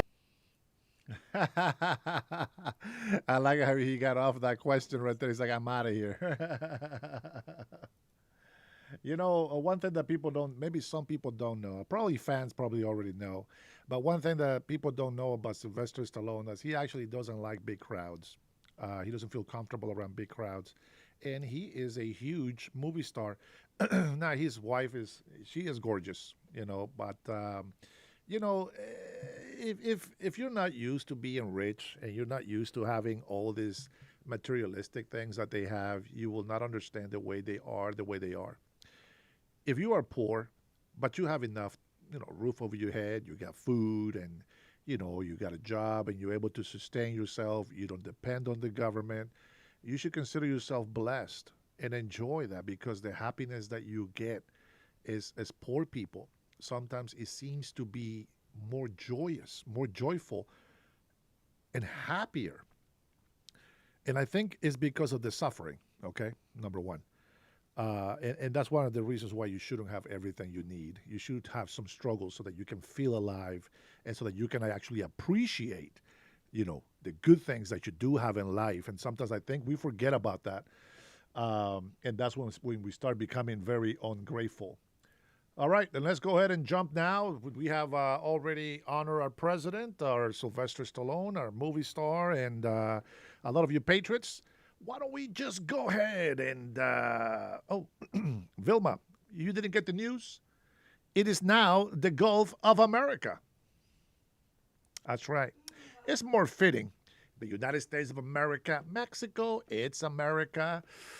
I think it's great.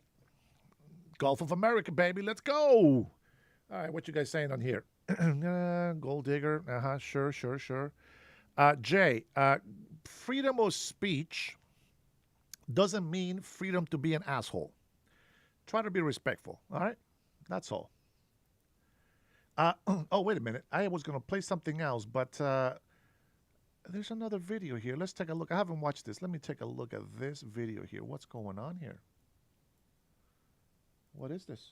Go ahead and hit that like button, my people. You know that helps us out a ton. And, of course, it helps you because it helps us keep bringing you these. Oh, this is from the Paralegal Institute of Washington, D.C. Shout out, since we're going to be using his content. Stories every day. Now, y'all, today we're going to bring you just a quick update on your girl, Ilhan Omar. You know, it seems like as the elections drew nearer and nearer last week, Ilhan Omar seemed like she started to lose it a little bit, y'all. In fact, you may or may not have heard this, but a Somali clan division happened in Minnesota. Apparently, y'all. This is what I'm seeing on X. I'm going to bring you some clips today so you can take a look at it. You can make a decision. Why does it feel like they're ready to go rob a bank? For yourself. It looks like different Somali clans decided. One clan went with Jacob Fry, who won, and one clan went with Ilhan Omar. Or I don't know if there are various clans, but that was the division. One side was with Fry, one side was with Omar. And it looks like things got quite testy for your girl. So we're going to take a look at that today, y'all. Hey, Paul, you might be wrong. I don't think Somalians hate their country. You see, they've been beaten to believe they love their country. What they are really here is not just for refuge. They are here to squeeze, to suck the money out of the government and the American people, and they send it back to the government. This is how they prove their loyalty and their love to their land and their president. So you're wrong, brother. I think that they are here because they do love Somali too much. And that's not good for us, either way. And also, Ilhan Omar, she kind of lets the cat out of the bag a little bit. She says, I ain't scared to get deported. Ain't nothing wrong with being deported. But then, isn't she on the side that says, yo, it's something wrong with deporting people? So we're going to look at that as well, y'all. And then finally, we're going to take a brief look at one of the people in Chicago, an aspiring, someone running for Congress who is now federally indicted. So that's right, brother. I just say let him go at it. Let him go at it. Get out of the way. Without further ado, y'all, let's go ahead and hop right into it. But before we do, y'all, we are launching our official Patreon. So if you want to be now take a look at what Ilhan Omar says here. Again, y'all, I'm using the subtitles that came with this. So we're just going to rock with it as if this is properly translated. This isn't a long clip, but you'll see where she says, look, y'all, we need to all come together, the different clans. Take a look. And ama waxaan u malaynayaa haddee dadka badan oo isku dayay in community-geena. Hold on. Any libtards in the house that can translate for us? Just verify that this English is correct. Because here in America, we only speak English, but you libtards seem to know what these Somalians are saying. Can you translate for us? Just to make sure that the closed captions are correct. Thank you for your assistance and your cooperation. iyo jaaliyada Soomaaliya inta Minneapolis ku nool inay kala qeybiyaan inay caawatan suurtagelisay anagoo dhan aan u soo wada baxnay in hal cod aan ku wada hadalno oo aan dhahno anaga hadii aan Soomaali nahay waan ka soo tagnay in la kala qeybiyo waan ka soo tagnay anaga jinsiina isku dagaalno waxaan wadankaanayt ugu noolnahay Soomaalinimo qofka laamiga nagu arko wuxuu og yahay inaan Soomaali nahay ma kala yaqaan hoos qabiiladan ka kala. She's acknowledging that the clans have problems and they fight each other. So she's making this peace speech that they are to come together. Here in America, we are one people. In Somalia, we're different tribes killing each other. But here in the U.S., we are just Somalis. But this lady, y'all, this lady that you're about to see now, she doesn't seem to be buying that. She's going to ask, who the F is Ilhan, y'all? I mean, you're going to hear her speaking what I think is Somali, but if you listen closely, you're going to catch that English that she throws in there, y'all. So I guess there's no love lost between these two different sides. Check this out. Ilhan Omar oo halkan idinla joogta baa kulle dadkii Soomaali isku sheega. Who the fuck is she? Who is she? At the next election, you have to show who you are. You have to show who you are. Waxa laga doonayaa inaad dabada u tuurtaa. You have to show with pride. So you know, a lot of people, their dream is to have Ilhan Omar stripped of her American citizenship, kicked out.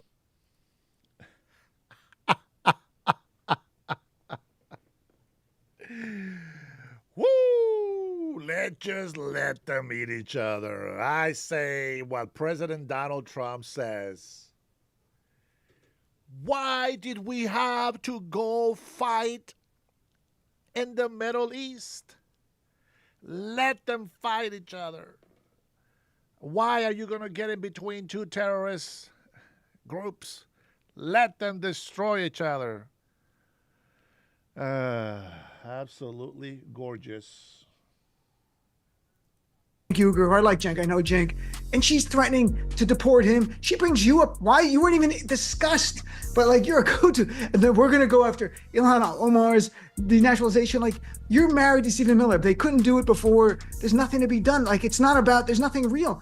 But I mean, I have no worry. I don't know how they take away my citizenship and like deport me. But I don't even know like why that's such a scary threat. Like, I'm not the 8-year-old who escaped war anymore. I'm grown. My kids are grown. Like, I can go live wherever I want if I wanted to. Like, it's a weird thing to wake up every single day to bring that into every single conversation. We're going to deport Ilhan. We also have like a couple of idiots here in the House that are Ilhan, they're in here too.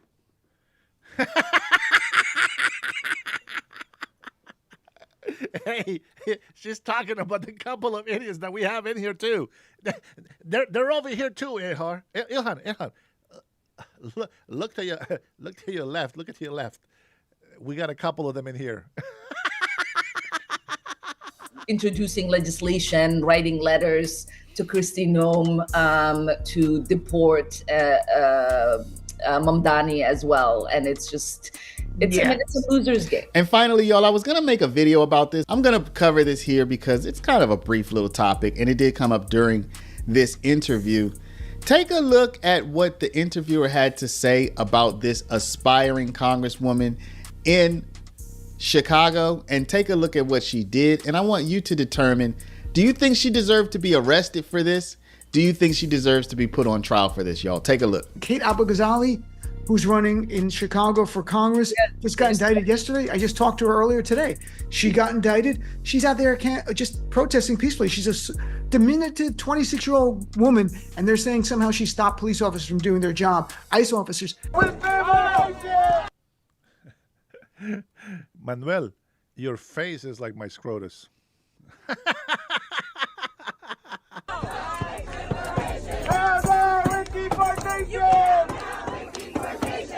Up with liberation! Up with liberation! Down, down with deportation! Down, down with deportation! Up with liberation!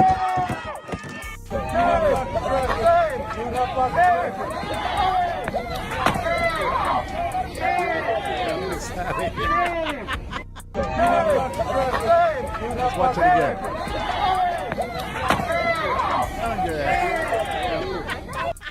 So y'all, this is a bit of a fun video, taking a look at some internal Somali politics, something that none of us would have probably ever guessed. Did you know there were clans, y'all? I didn't. Now we know something new.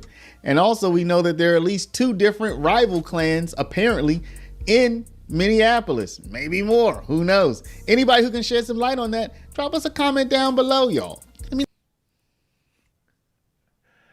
Go on, baby. Bring the bacon onto the chat, baby. Let's go. Gays for Somalia.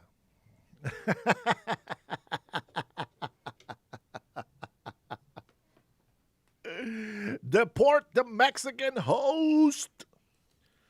Make sure you guys deport me to Honduras, all right?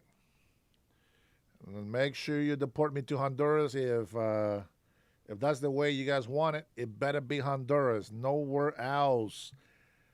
Local, triple time, always for you. Thank you for liking the video, and welcome to the Dennis Herrera Show, where leftists and Democrats don't believe this channel exists. They think we are just like Antifa, a figment of someone's imagination. Oh, man, I love it when people just hate me that much.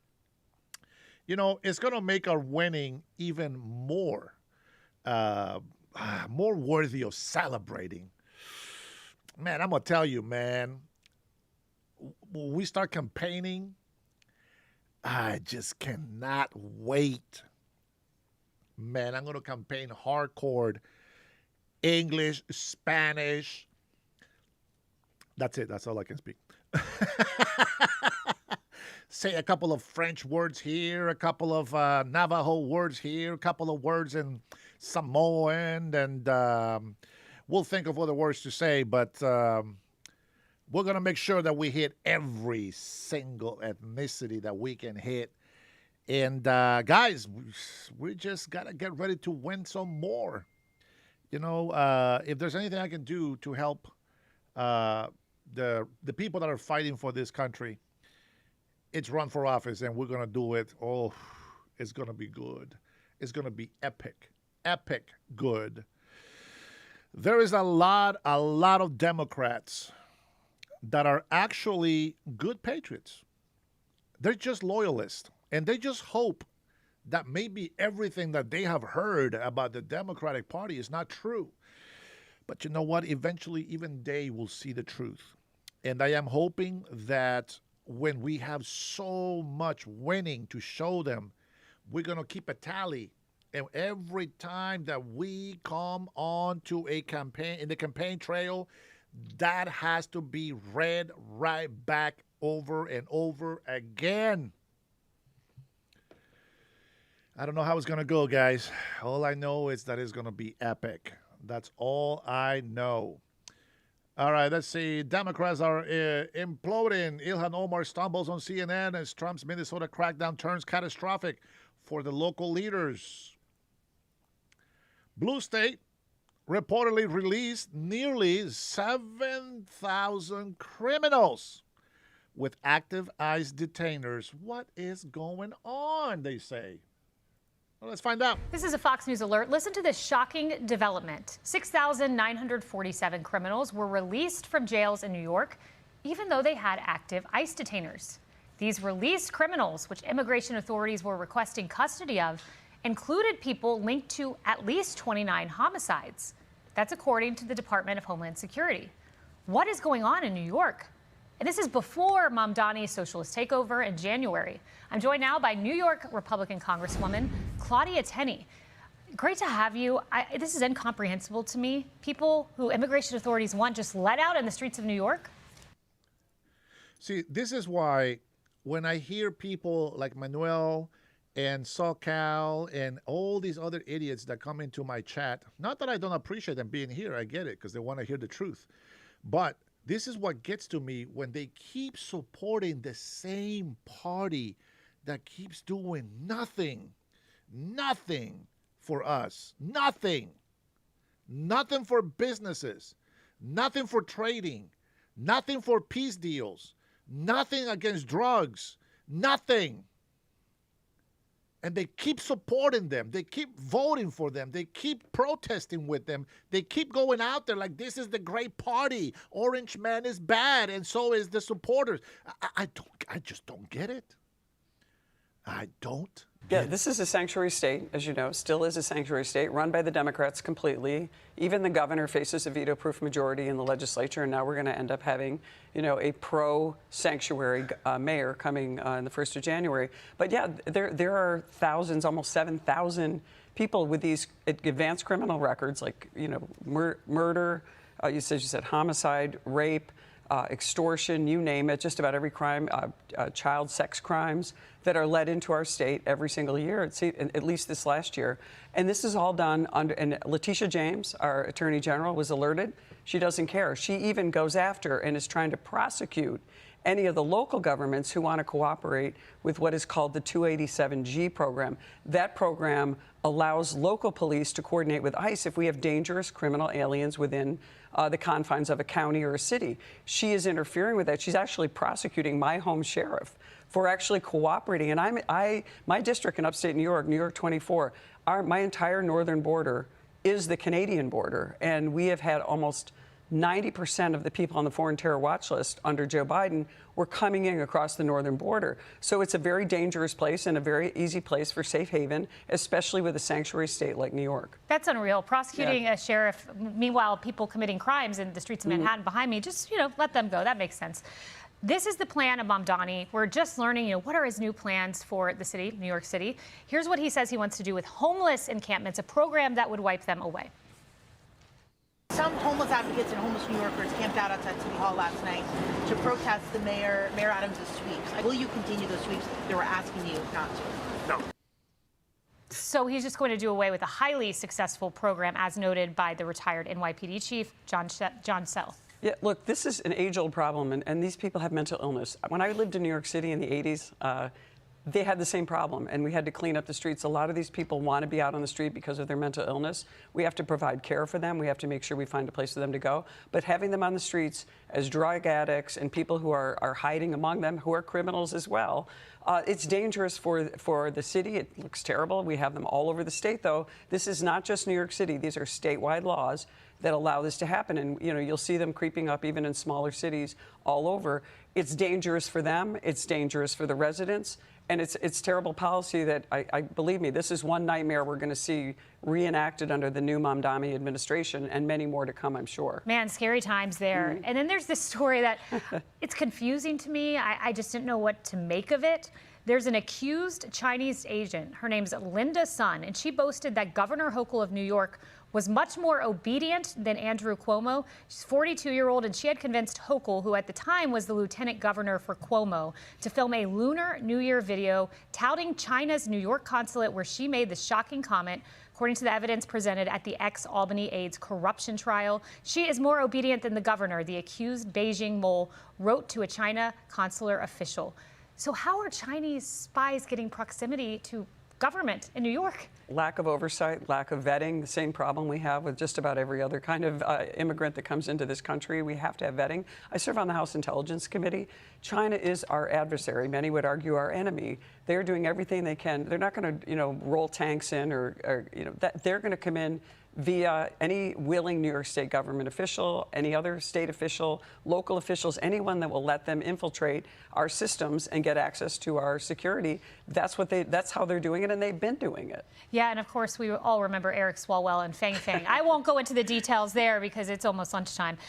Look, New York, here's another headline I want to bring up because this is important, and this is your constituent. Yeah. New York Post, desperate supporters urge release of cancer-stricken Long Island jeweler, not your constituent, I should say, but imprisoned by Iran for visiting Israel. So a constituent here in New York State visited Israel. Now he's being held by the Iranian government. You want him out? Yes, absolutely. It was a 13-year-old charge. He went to they accused him, total false charge by the Iranian government. Look, President Trump has been phenomenal. He got one of my constituents out, Ryan Corbett, who sat and wasted away in an Afghani jail for over 2 years, and we were able to get him out, by the way, inauguration night. That's how quickly President Trump acted. We're just asking for the same type of relief using, the Levinson Act, which allows us to show that he is being detained wrongly by the Iranian government, letting him back. He's dying of cancer. He was.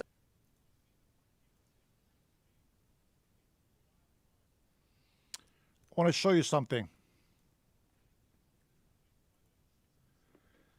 Now, this is my chat. I want you to pay attention to this. Hopefully, I got the right photo. I want to show you how loving the leftist party is. So we're in here using our words, our freedom of speech.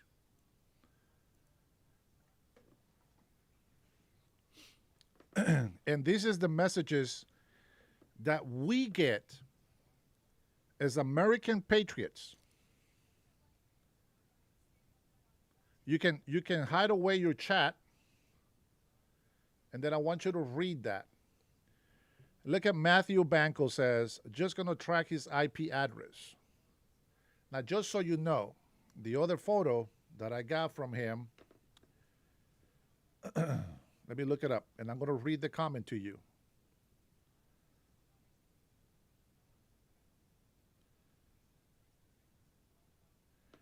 Just going to track his IP address.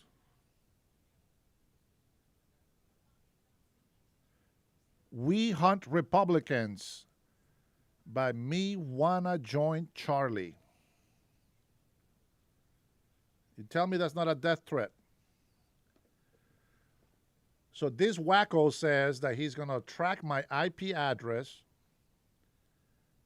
because he hunts Republicans like wannabe Charlie Kirks. Do you see a problem with that?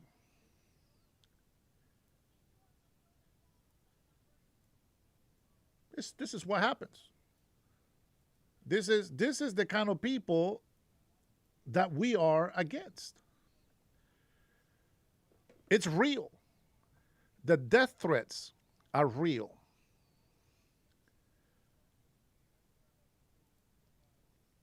I wish I saw him face to face.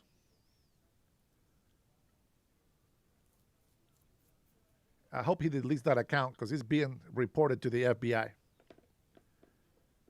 And I will send all the pictures. Thank you, my patrons, for sending me those screenshots.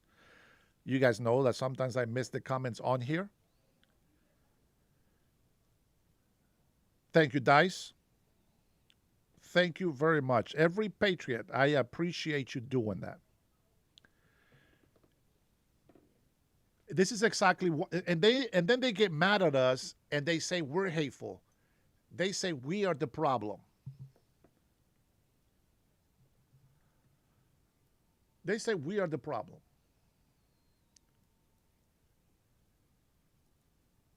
How are we the problem? I don't threaten anybody on here. I don't say if you're a leftist, I'm going to give you a Charlie Kirk welcoming. We don't do that.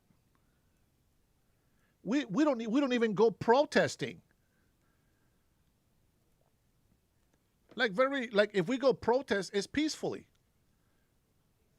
January 6th was a setup. The only lunatics that we have is people like that guy.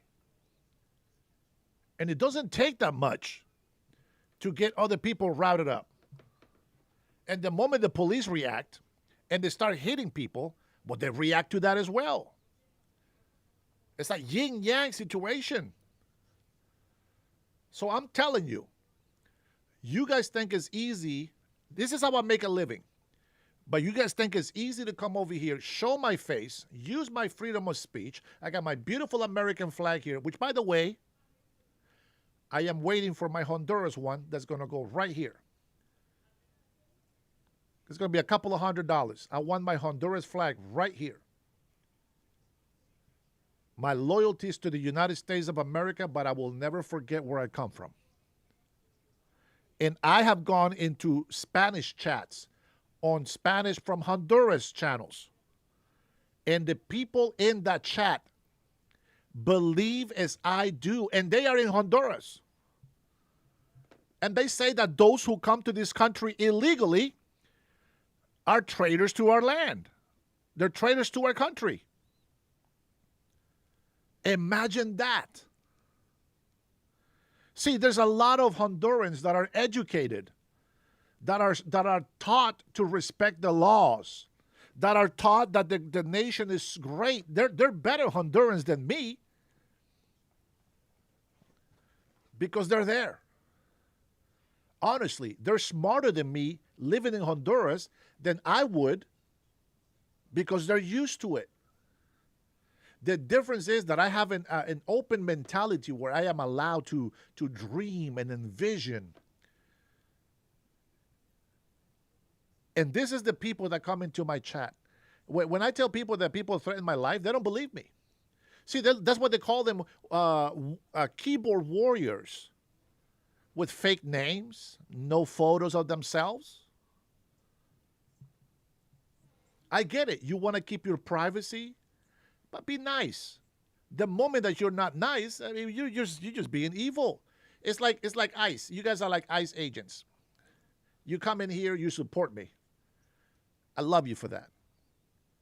The Trantifia and the Transquifa, they come in here with their masks, but because they're criminals. They like to threaten people's lives. You can, you know what? You can threaten to want to kick my ass. Hey, I am okay with that. Come on with it. You will be surprised how quick the lights go out. But when you're talking about Charlie Kirk, and this, you know what I'm talking about? That's not how we don't play that game, homie. So I'm sorry that I had to pause the video. As a matter of fact, I think this video is done anyway. But what is happening in Minnesota, and we're gonna go dig into it some more. See, Manuel Correa, who's the traitor? You who support these criminals that hate Americans for trying to defend their land? You say I'm over here begging for money? You tell me to go get a real job? Biatch, you can do what I do. First of all, you don't have the ethics. You don't have what it takes to do this work. You don't have the brains to even do half of what we do. You have no common sense and you are easily misled. All the people that are against us, you guys are weak-minded. You hear one news and you go with it. We'll try to figure out what the news say. The conversation I had with my brother just not too long ago. You guys saw me. I was talking about the president of Honduras that got pardoned. And they're like, oh, man, that's messed up. Blah, blah, blah. And I started telling them, well, this is what happened. And then this happened. And then this happened. And this. And I try to tell them everything. And they're like, oh, my God, I didn't know that.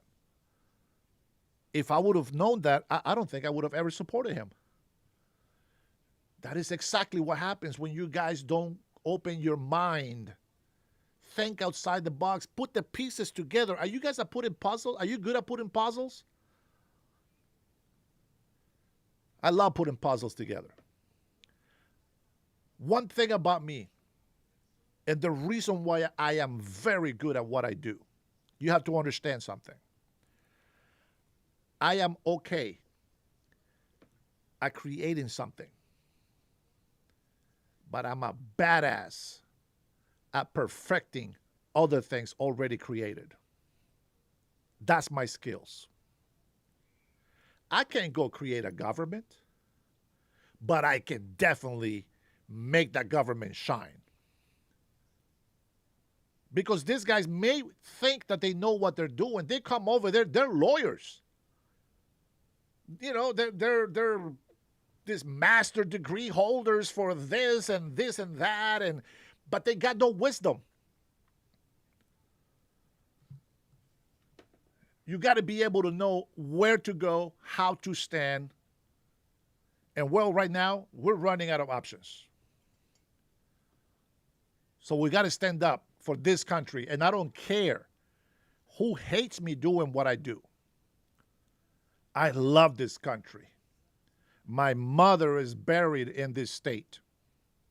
My father is buried in Honduras. Whether I am there or I am here, I am good to the people and the land where I am. If Honduras ever tells me you can never come back here, it'll break my heart. But guess what? I will never go back. If I go to Honduras and they tell me I can never come back to the States, then I will never come back to the States.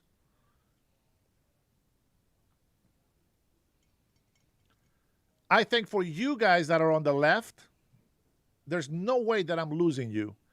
You guys are already lost.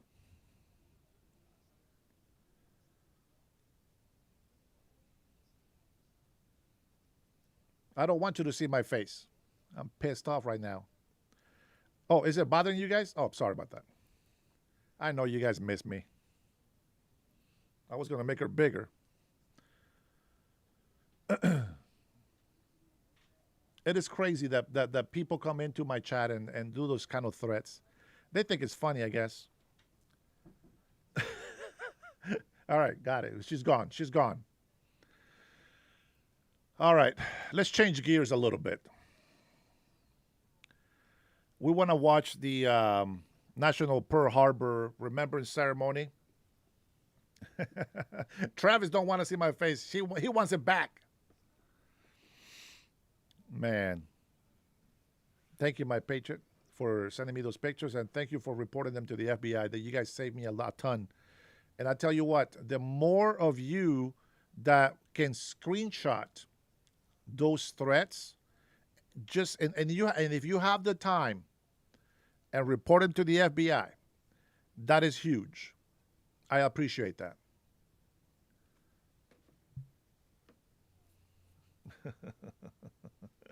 All right, let's go ahead and listen to the ceremony here. Is Captain Samuel White, the commander of Joint Base Pearl Harbor Hickam. Captain White, a graduate of the University of Missouri with a degree in chemistry, received his commission from Officer Candidate School in Pensacola, Florida. Following the completion of Surface Officer School in Newport, Rhode Island. Yeah, I'm not going to lie. It looks like he's about to take a leak. He reported to USS Tortuga, LSD-46, where he earned his Surface Award for Officer Designation. In 1999, he returned to Pensacola, Florida for flight training in the P-30 Orion. Captain White commanded the U.S. Naval Station. Do me a favor, Blue. Don't try to find out. Don't try to find out. You missed it. There was an announcement about that. Guantanamo Bay, Cuba, from June 2021 to June 2024, before assuming command of Joint Base Pearl Harbor Hickam in July of 2024. Ladies and gentlemen, please welcome Captain White.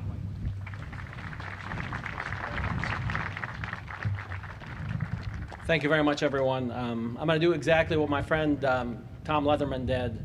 I'll make it brief. I won't read anything. I'll just wing it. A year ago, Tom Leatherman and the team here put together a burial at sea at this very day, a year ago, of Mr. Gilbert Benton. I believe that was the very last burial at sea that we will have. And it was such a touching event when I was here to see that, and was just so grateful for what Mr. Leatherman and the team put together with the family when they came out. We actually walked the remains. Okay, something. And we handed them to the divers who continue on and actually took them out to their final resting place. As I look at this place right here, I am so reminded by the amount of history that exists here each and every day. Mr. Leatherman already mentioned that a lot of the attention goes to the Arizona and other ships, but when you look at the Utah, when you see this wreckage, when you see what's above the waterline, when you think about the remains of 49 people there, and the fact that we're gathering here to remember them today, because there's so much history here, it is just such an honor and privilege to be with you and to be a part of this for a second year in a row. I did this a year ago. This will be my last time because I'll be retired a year from now. But I wanted to make sure I told Jim when we did this a year ago, I will be here to mark this memory. And I look forward to marking the 84th anniversary of the 7 December attacks tomorrow. Thank you very much.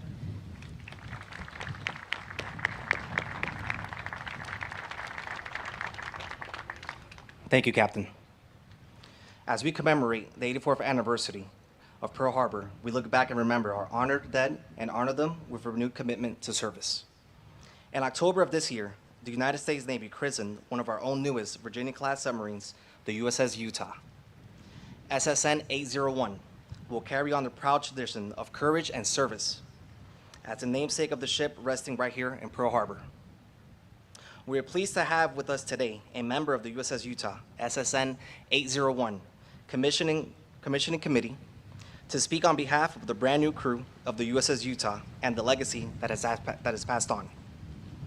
Ms. Heidi Miller is the co-founder of the Sherry Black Foundation. She and her husband, Greg, established to fulfill their shared mission of enriching the lives of others. She is also an active participant of the Larry H. and Gail Miller Family Foundation, which carries forward philanthropic legacy of Larry Gail Miller for future generations. Through the Miller Foundation, Heidi and Greg created the Greg and Heidi Miller Single Parent Scholarship at the University of Utah. Both of Ms. Miller's grandfathers served in the United States Navy. Please join me in a warm aloha for Ms. Heidi Miller.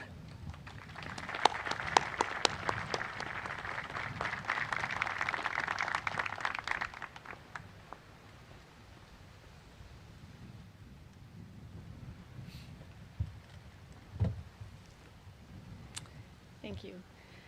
Ladies and Before she continues, let me go ahead and share this video here.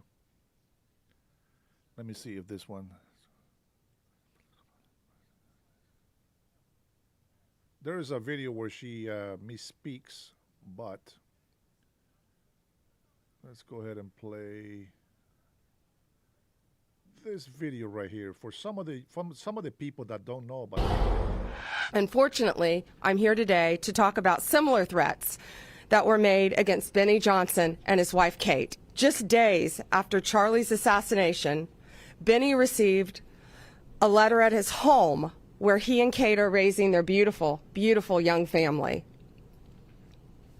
The author of this letter made it very clear that he hated Benny because of his views, and he wanted Benny dead. That's Attorney General Pam Bondi announcing the arrest of a 69-year-old man accused of sending a threatening letter to conservative influencer Benny Johnson. The letter fantasized about Johnson being strangled with an American flag, among other things, and as Bondi said, expressed hatred for Johnson's views. Fox News contributor Paul Morrow joins me now. Paul, very good police work to get the suspect in this case. Talk about that for just a second. Yeah, cases like this are not easy. Certainly a letter sent by mail. This was not a ground ball. A lot of agencies cooperated. You had the Florida Bureau of Investigation. That's their statewide investigatory agency. They're very good. I've worked with them in the past. They look like they took the lead on this. And then you had the Postal Police, which is federal, who also dug in on this. They were able to identify the origin of the letter. And this is what happens when you get this kind of collaborative effort. All of law enforcement synchronizing gives you a lot of reach. And in this case, it was enough. They got fingerprints off the letter, and they were able to identify Mr. Isbell as the alleged perpetrator. So very, very good work all around, very meticulous. I want to play the reaction of Benny Johnson, the guy you see on the screen next to Paul there. Benny Johnson had this to say about this situation. I would like to direct your attention to the state of Virginia, where Democrats have nominated and are about to vote for the chief law enforcement officer in that state, a man who has done the exact same thing. An individual who's calling for the assassination by bullets of Republicans that he disagrees with. Violence has been mainstreamed by the Democrat Party. It does seem that we're in a cycle of extremely violent rhetoric and extremely, violent attacks. Witness Charlie Kirk, Paul. Absolutely. And while there is both sides is a meme that inevitably goes around when we're having this discussion, I find it inarguable right now that we are in a season of leftist violence. You have, let's say, Mangione, Tyler Robinson, this recent church bomber in Washington, D.C., who wanted to blow up the church thinking that the Supreme Court justices were going to be there. We have this incident. It goes on, and I think it's undeniable right now that the majority of this stuff is coming from the left, and there doesn't seem to be any willingness by voices on the left to speak out. And I'm talking about the old school voices now. Where are the Clintons? Where are the Obamas? Where are the elder statesmen of the left of the Democratic Party speaking to the left to say, you got to knock this off? And right now they own this space. And so as a result, the Virginia AG has got to be considered part of that, because nobody will repudiate that, including those who are running, including the one running for governor. So right now you have a season of leftist violence that the people running the Democratic Party have to own because they won't repudiate it. Yeah. Famously, Erica Kirk said that she has forgiven the man who killed her husband. The executive producer of the Charlie Kirk Show is a guy named Andrew Colvett. He was a close friend of Charlie's. He's asking for normalcy. Listen. Hopefully, we as a country can get back to a place of sanity and common sense where we have unanimity around the fact that political violence has no place in this country. It's the most un-American, vile thing you can imagine. And I hope for our children's future that we can get back to that place. How about you, Paul? Are you optimistic that we can get back to a place like that? You know, I would like to be, and if given the choice, you always want to choose optimism, whether it's domestically or in a place like the Middle East, despite all the... I just want to mention that every time that you see Democrat politicians like Tampon Tim, everybody on the left, they seem to ignore one very important issue. $8 billion in fraud. $8 billion stolen from the American people.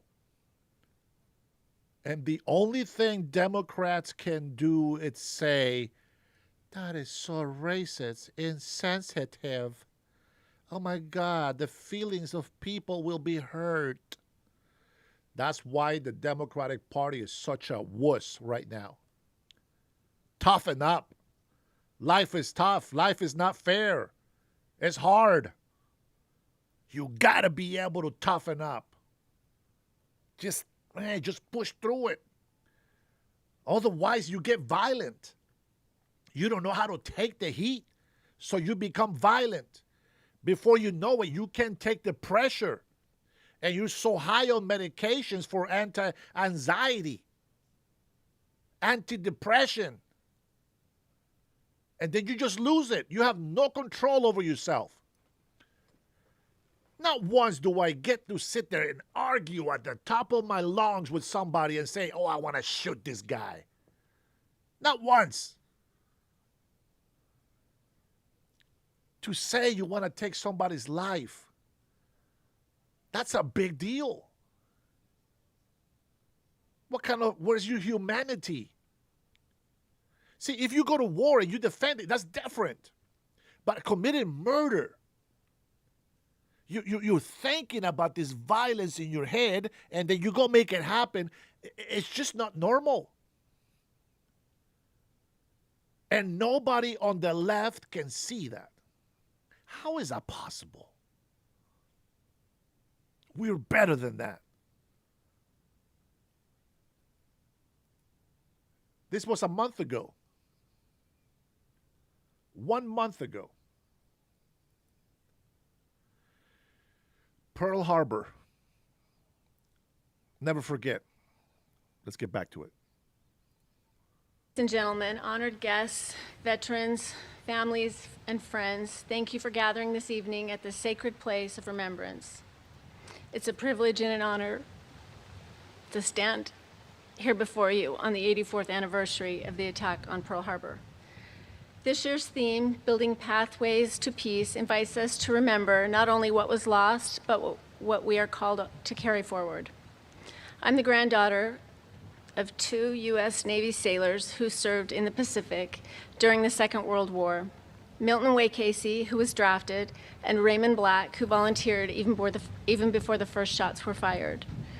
My grandmother stayed home and helped keep America going, praying daily that their husbands would return. I was blessed to know both of my grandfathers.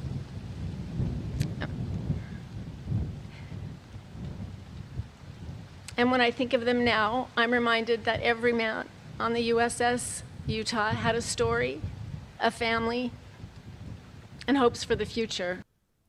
Oh, Palsy, our Trentifia hound dog is here. He can smell them anywhere in the world. Welcome, Polly. Many never lived to see those hopes fulfilled. Tonight we gather for them, for those brave sailors and Marines of the USS Utah. Launched 116 years ago, the Utah was one of America's first true dreadnoughts, a symbol of our nation's growing presence on the seas. She served in World War I, trained generations of sailors, and later, as a converted target ship, continued to prepare our Navy for the challenges ahead.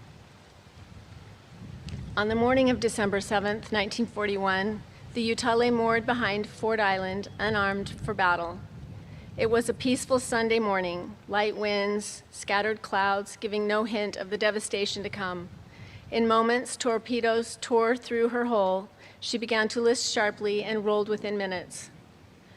There was no time to fight back, only time to act, and her crew did. Every petty difference that may have seemed so important hours earlier was forgotten as compartments flooded and the ship capsized. Sailors cut through bulkheads to free the trapped, guided one another to safety, and stayed until the last possible moment. 58 men lost their lives. Some remain entombed within the ship behind us, resting in the quiet waters of the harbor they faithfully defended. Today, the water here is calm, a reminder that time softens wounds, but never erases their sacrifice. This memorial stands not simply as a marker of loss, but as a tribute to courage, loyalty, and devotion. We recognize that peace is not the absence of conflict. It is a responsibility handed down to us by those who served. Their sacrifice laid the foundation for the freedoms we enjoy today. Nearly 8 decades later, the legacy of the Utah continues. As the United States Navy celebrates its 250th anniversary, sailors around the world stand watch on ships and submarines, many not much older than those who served here. And the name Utah sails again. The newly christened USS Utah, SSN 801, carries forward the honor of the battleship we remember tonight. Though separated by a century of innovation, from coal-fired boilers to nuclear power, both ships share the same calling: to defend our nation and uphold the finest traditions of the Navy, with the sacrifice of men and women who work tirelessly to preserve the peace. When we honor the Utah's crew, we honor the best in ourselves: courage, uncertainty, in uncertainty, duty in danger, and devotion to one another. To the families of those who served, your loved ones are not forgotten. Their legacy endures in every gathering like this, in every young sailor who stands watch, and in every effort we make to build a more peaceful world. Before we close, I invite each of us to pause and reflect. The men of the Utah showed us that peace is built through responsibility, service, and a willingness to stand for something greater than ourselves. And there is a price each of us must pay for peace, not just the men and women who serve in the military, but every citizen who chooses compassion over division, understanding over conflict, and integrity over indifference. Building lasting pathways to peace begins with remembering the example of the courageous men of the USS Utah and their families, learning from their example and continuing their work through the way we live, lead, and care for one another. On this 84th anniversary, we remember the USS Utah, we honor her crew, and we reaffirm our promise that their courage will live on in us and in the generations that follow. Thank you.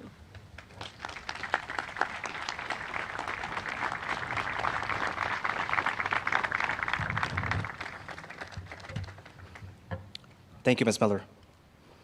Now we pause to remember by name the 58 crew members who perished on the USS Utah on the morning of December 7th. In Navy custom, the sounding of a ship's bell marks the changing of a watch and the passing of time. The toll of the bell reminds us of naval service and of the reverence that we owe to those legacy of sacrifice calls to carry their memory with us as we take up the watch. At this time, we will list each fallen crew member by name as Stan Cindery with the Pearl Harbor National Memorial rings the bell after each name in honor of their lives and their service. C2C, William Arbuckle.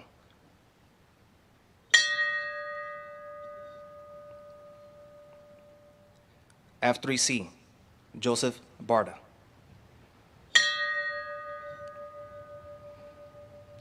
Lieutenant Commander, Rudolph Baoga. C1C, Virgil Bigham.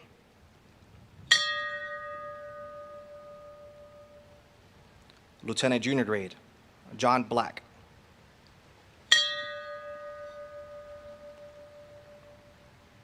F1C, John Blackburn.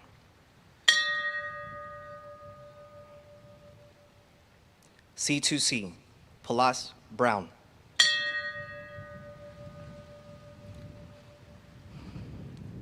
F3C, William Bruner.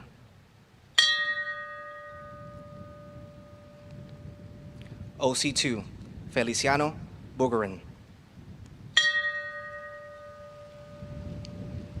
C2C, George Setta Jr. C2C, Lloyd Clippard. F1C, Joseph Connor. F1C, John Crane.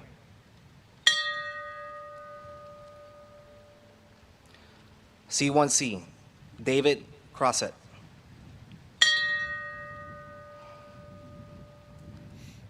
F2C, Billy Davis.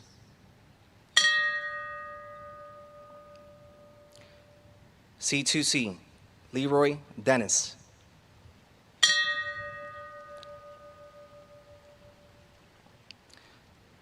SM1C, Douglas Rickoff. C2C, William Doser.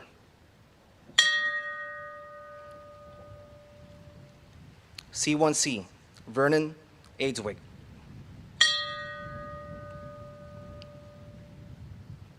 QM1C, Melvin Gondre.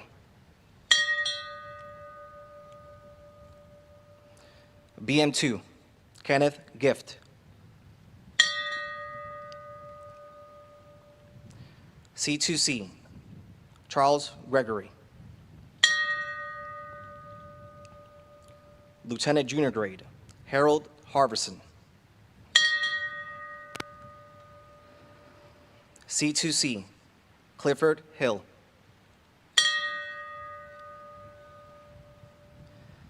BKR2C, Emery Hout.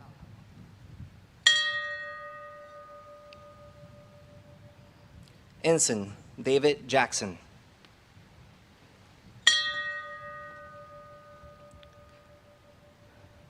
C1C, Leroy Jones.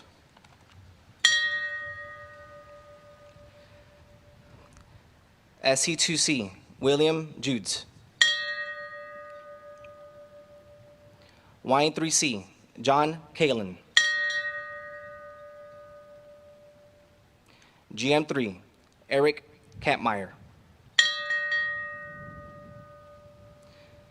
F1C, Joseph Carabon. C1C, William Kent. GM3C, George LaRue.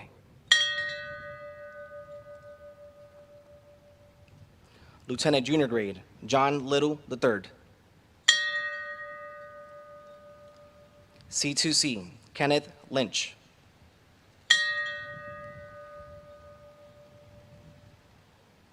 C2C, William Marshall Jr.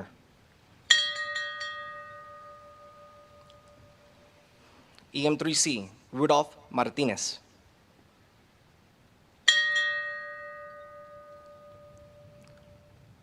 Lieutenant Commander Charles Michael.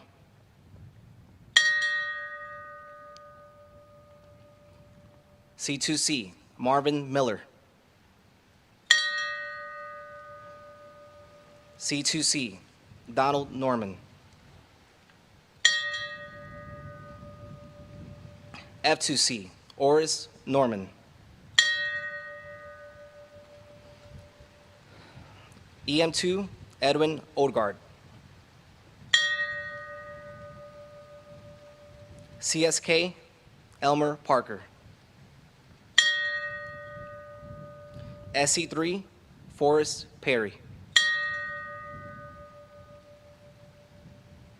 C1C, James Phillips. MM1C, Walter Ponder. SF3C, Frank Reed.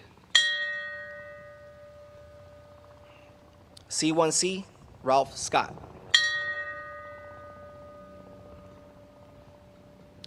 F1C, Hudson Schaus. MM1C, George Smith. C1C, Robert Smith. C2C, Joseph Sousley.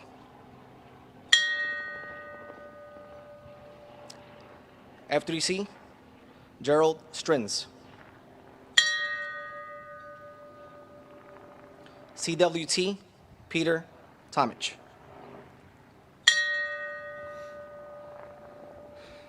F3C, Elmer Ulrich.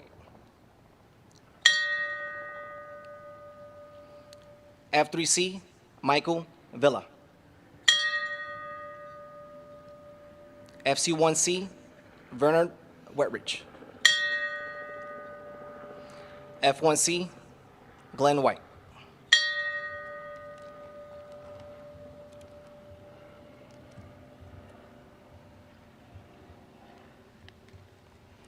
Ladies and gentlemen, please stand as able for the benediction and taps.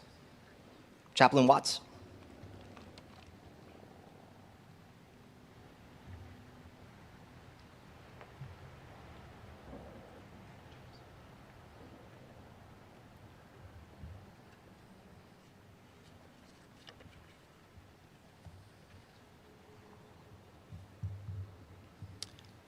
Let us pray. Gracious Heavenly Father, we remember today that you are not only the God of our tears, but the God of hope, the God of our strength. We thank you for gathering us here today in remembrance of the Utah. We thank you for inspiring us by their sacrifice. Grant us all your blessing and continued peace through knowledge and love of you. Grant our country peace and prosperity. Please defend those who defend us. Until you finally wave your scepter and make all wars to cease, until you bring the living and the dead before you from the tomb and from the deep, give us your grace to follow you all the days of our life. May the Lord God bless you and keep you. The Lord make his face to shine upon you and be gracious unto you. The Lord lift up his countenance upon you and give you his peace. Amen.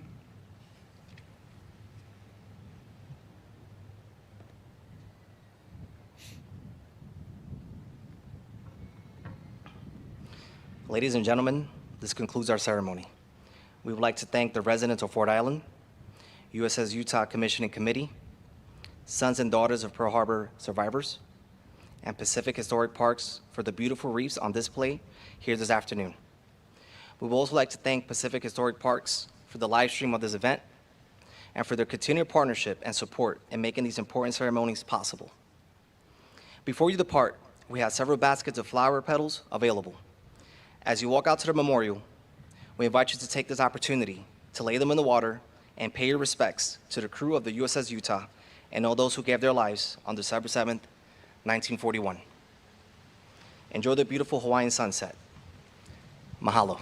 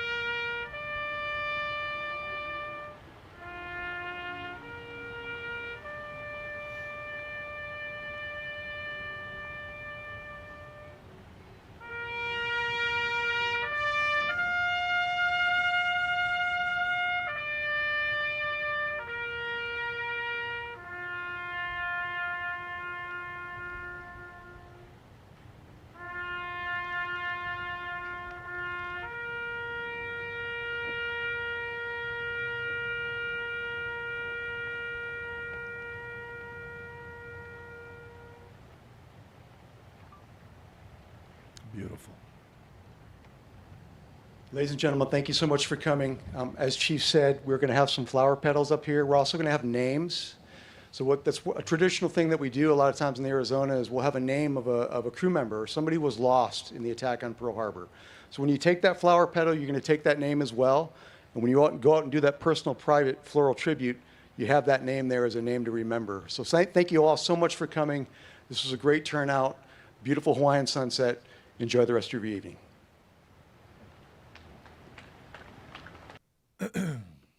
You know, I can't believe how disrespectful people are. What do you expect? They don't respect our laws. They don't care about Americans. I tell you, it breaks my heart. I get so teary. I am very soft on joyful moments, but I am just as passionate against injustice. This great country of the United States of America has suffered a lot. The least American patriots can do is force other people to respect our laws, to respect the people that live in this country, honor this country. How can you say you sacrifice your life to defend this country, now to spit on our flag and burn it, and just forget that that flag represents all these fallen heroes? It's unbelievable. We're going to go ahead and I forget what the word is in English.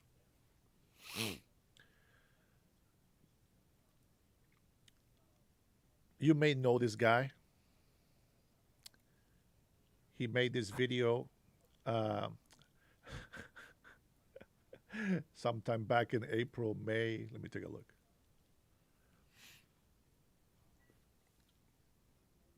Let's go ahead and judge and review this crappy ass video. This is before I started doing my channel officially. Officially, this channel we started 4 months ago. But I did throw some videos out there before that. So let's see what the hell I was thinking. Let's see if I contradict myself. From April or May, let's see how many times I can contradict myself. Hello guys, and welcome back to my channel. Today I wanted to touch on a couple of issues that I have been dealing with and trying to make sense of. If we don't control immigration, a few things happen. We get criminals sneaking into the country amongst those that actually qualify to be here. Now there's a lengthy period for people to get approved to be able to stay in the United States and eventually have a path to citizenship. Now, if we don't control immigration, you're gonna have mass migration like we've had in the last 4 years under the administration of Joe Biden. It's very embarrassing. What happens when you have mass migration? Hey, thanks for the super chat, brother. To all of you who didn't stay quiet for the bell and names of the fallen who give you guys the opportunity to speak, thank you. I hope no one respects you when you die. Unbelievable, dude. Unbelievable. It's all good. You know what? We're going to go ahead and judge myself here from the past. This is April, I think, what was it? May 4th is when I published this. I got 26 views. I don't think I had 50 subscribers yet. States, the country itself, does not have time to catch up to the level of economy or housing availability or work availability. Now you can argue and say, well, there's a lot of jobs that Americans don't want to do, and so, you know, migrants do those jobs for less money. I think it ruins economies, it destroys housing affordability, and then the price of living goes up, and it affects everybody. It doesn't just affect the American citizens of this country, it affects those migrants, immigrants that have come here a long time ago and are still waiting for their paperwork to go through. Because of mass migrations, they are losing their opportunity to become American citizens. I myself I didn't want to become an American citizen because I thought at some point I'm just going to go back to my country. So I held my green card for almost over 20 years. And one of them is I don't like to make decisions that will have bad consequences. And I think a lot of people that come to this country, they get a visa, get green card, become citizens, and they just take it for granted. I get it. As an American citizen, you get a lot more rights. You get to vote. You get to hear your voice heard. This is what happens with migration to the country. People abuse the law. If they are willing to break the law to come into this country, they are willing to break any other law. Because once you break the law with the reasoning or the excuse that, well, you are in need and you got to have it, I think. Hey, this young guy is pretty smart. Right on point. This is my twin brother, guys. Just pulling your leg there. That's not me. That's my twin brother. This one over here, he's too handsome to be me. At that point, we started just crumbling down. And it's a moral thing. Now, I know a lot of people don't believe in the Bible. A lot of people don't even believe in God at all. Or so they say. They got to believe in one, whether the good one or the bad one. It doesn't matter. Now, in this country, we have freedom of religion, and that's okay. Now, I mentioned freedom of religion because in this country, it was founded under God, indivisible. That means all of us together, United States, with justice for all. Now, what it means justice for all is all justice, everybody in the country, whether are citizens or not. I agree. This is constitutional. I detect an accent on this guy. He might be an illegal. Persons are due process. Now, what is due process? To me, due process, the significance or the meaning of it is that you have the right to a court hearing, you have the right to be represented, and you have the right to be heard. If you are from the get-go coming into this country illegally and you don't have documents to stay in this country, your due process is to present the documents that you have, and even though we already know that the person is illegal, there is nothing to back up for them having permission to stay here. Therefore, they get revoked access to stay in this country, and they have to be deported. That's due process. What is the problem? I hate this guy. He looks way too good, man. I know. Hey, that's my mother's favorite right there. With our system today. When I was growing up, early 80s, I heard of women coming to this country to get pregnant, to make anchor babies.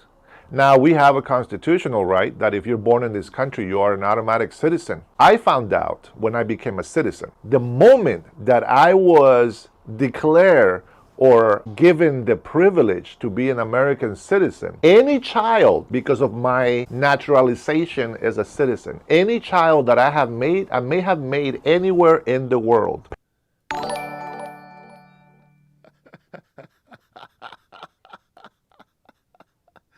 You know how hard it is for me to keep my laugh listening to myself? Liberty says, damn, brother, I see myself on a younger stage. I will start crying. You are brave.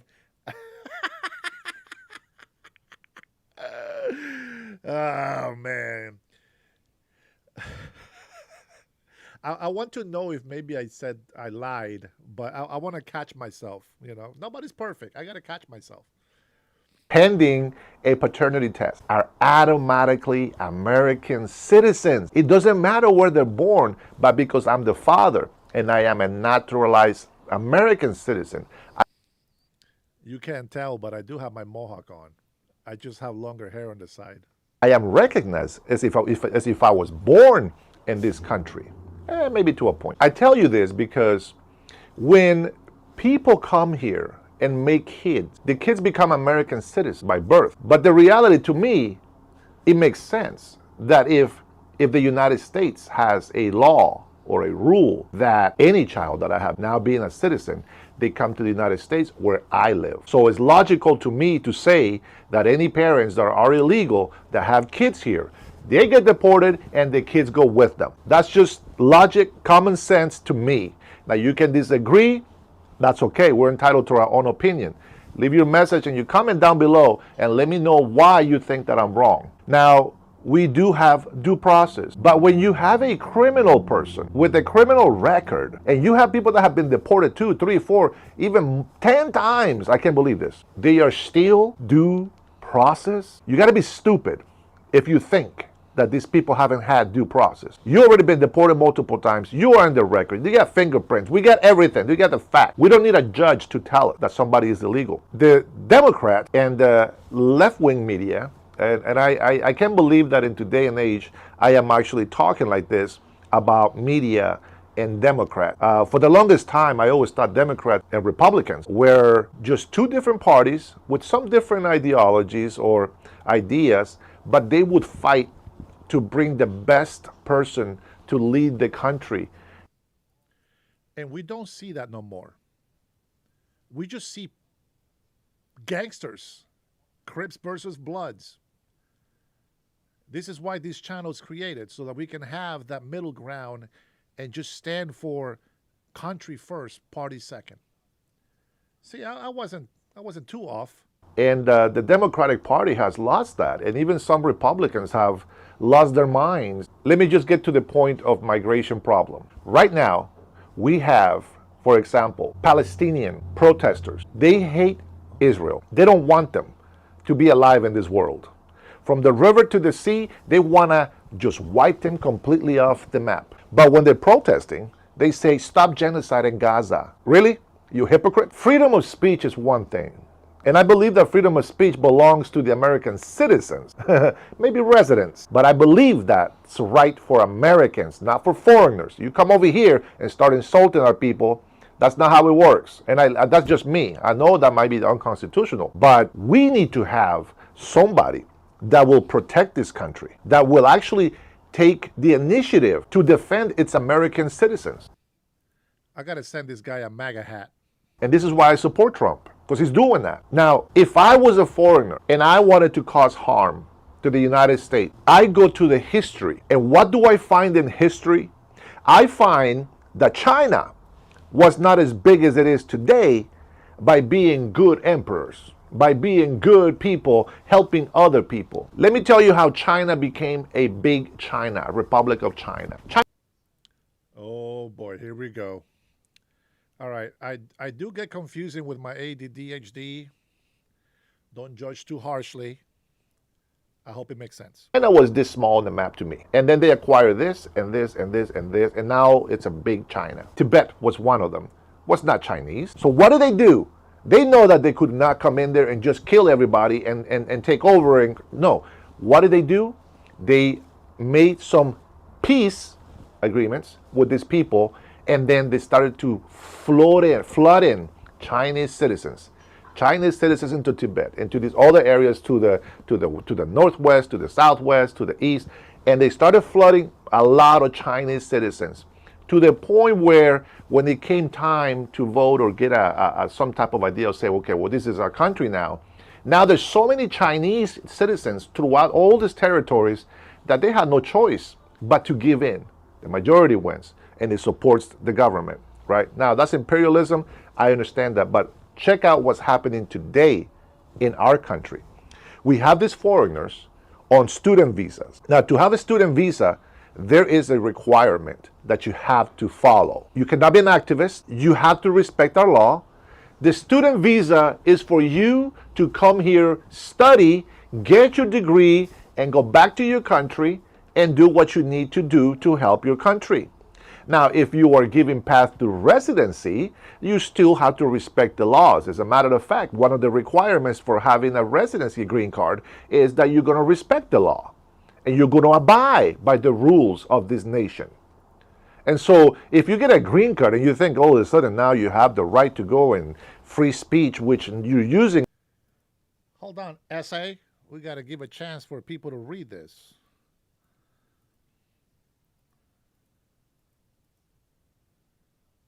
Give sec. See if I can make it big enough. Let's go there, maybe. And then go back over here.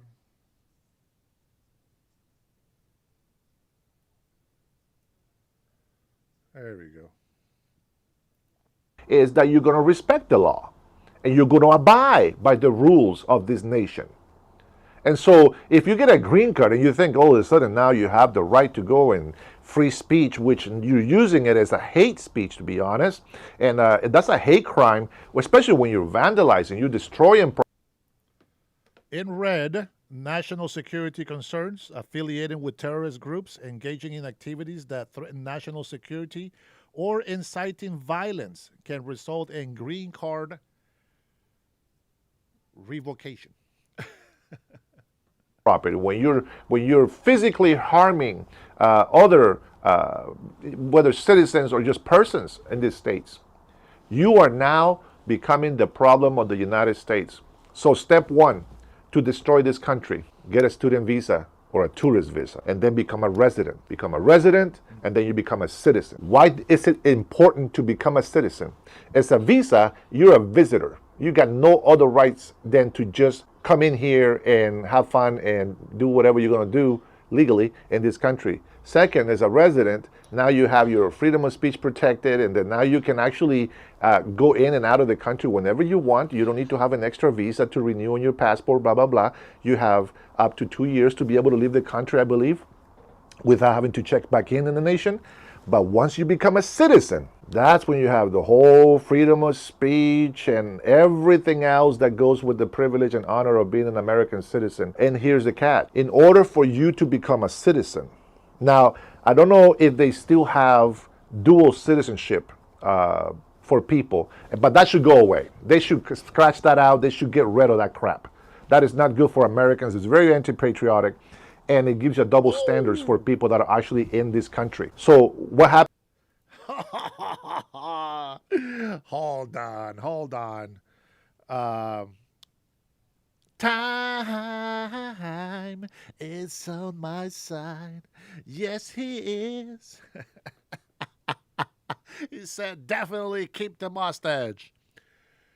I'll tell you what, nobody has taken me off this thing yet, but I'm going to tell you something. It's time, man. It's time. Let's go.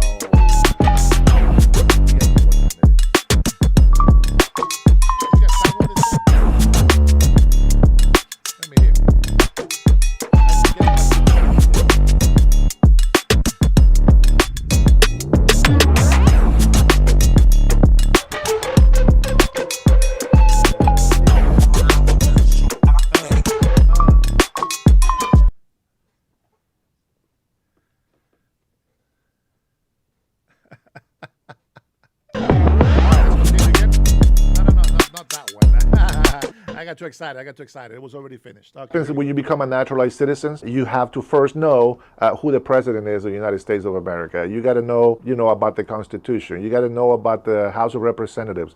Most people that don't speak English, they make it easier for them to pass this questionnaire. And then you have to swear.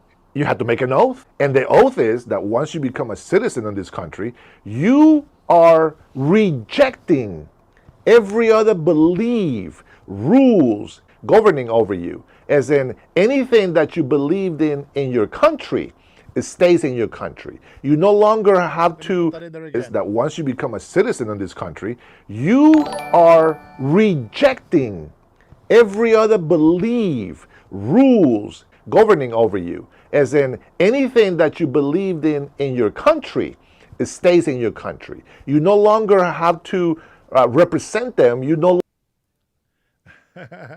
Hey, thanks for the super chat, big bro. A real patriot in the house, veteran and all. The purple. No, I'm not gonna steal valor. I don't know what medals you got. The great and honorable Dennis Herrera. Speaking fact, bro, that guy's my twin brother. That's not me.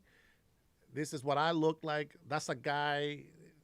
He put a video somewhere at the beginning of May. I don't know what the hell he's talking about, but it sounds like truth to me. Thank you, Time.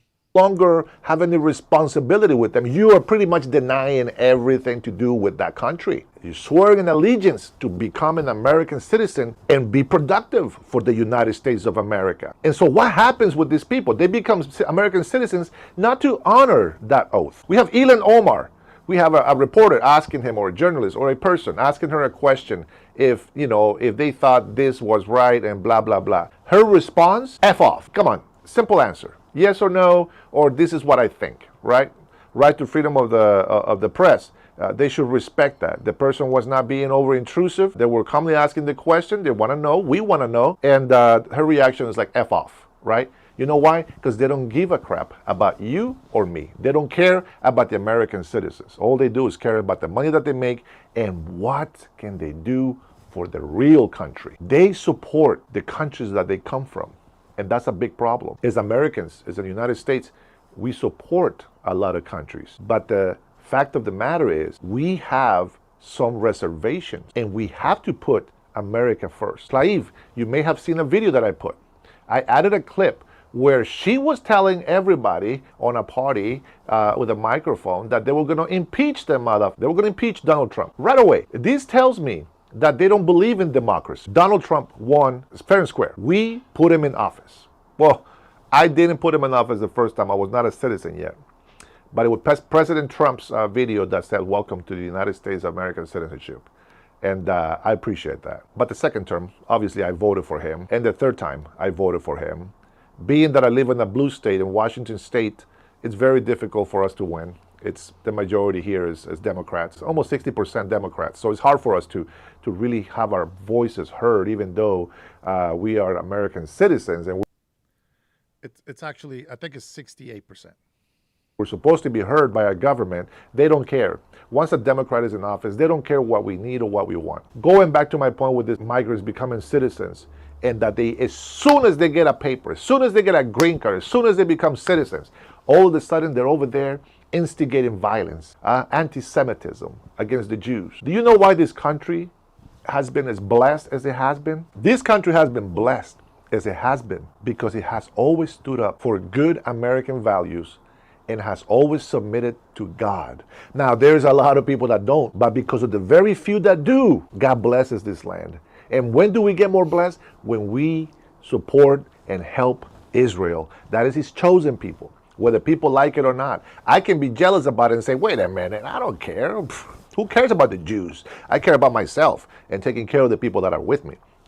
But you can't be selfish. It is the truth. I feel it in my spirit. It is the faith that I have, that even though a lot of Israelites don't deserve to be blessed, don't deserve to be called children of God, it is what it is. It is their descendancy. It is a blessing that was given to Abraham for generations and generations to come. All the Muslims, all the sons of the slave Egyptian that Abraham made a son with, Ishmael, they are also sons of Abraham, and therefore they do have an inheritance, and they also should be blessed. And they were also promised that they will multiply and they will have all these blessings, and they have. And that's why you have a lot of Arabs and all these other countries that are just multi-rich, just rich, today. And unfortunately, that's about as much blessings as they're going to have, because if they stop really believing in God, all the wealth that they have acquired, that is already their reward. But I go all over the place. But let me get back to this. They become citizens of this country. They do these little riots. They instigate people, right? And what happens? The leaders that are terrorists, that are trying to harm us, they're the ones that benefit, because... What a dumbass saint. Seriously. You know what's funny? It's like I'm listening, right, to the explanation. Now, I'm giving a benefit of doubt to some people because there's like a 10-second delay. But I could have swore that I explained everything about how I feel about Israel and how some of them are not, they might not get saved. And then somebody says anti-Zionism isn't anti-Semitism. Work on your English. Okay. I think I understood that from my young self here.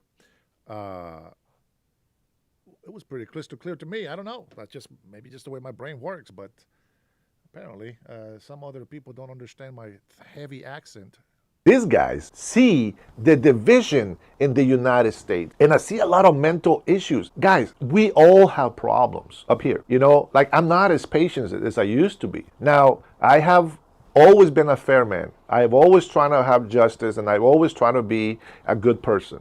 I've always defended the little ones. Now, I'm not a big guy. I mean, I am 6 feet tall, almost 6'1". Okay, I weigh 280 pounds. I have always stood up for the smaller people, you know.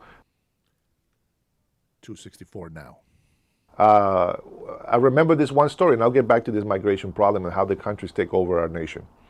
I remember when I was a senior, I used to work out twice a day, play football and soccer and all this other stuff. I remember I was in the locker room, just, you know, changing for my last 2 periods of class, and this freshman kid, he was being bullied by another senior, and had him against the wall, and for 50 cents. Guys, 50 cents, you know? And so this guy has him on there, and so I protect him. And then I go and, you know, to the locker room to change. And then he looks at me, and I see him, and he says to me, when I grow up, I want to be just like you. And I looked at him, and I just, you know, just rubbed his head down here. And I just said, you don't want to be like me. I said, you want to be better than me. So that's the American dream to me. It's a person that supports others, that protects others, and it's also wishing for them to be better, to be prosperous. I'm always wanting people to be prosperous. Of course I want to be prosperous, but I'm always wanting other people to be prosperous.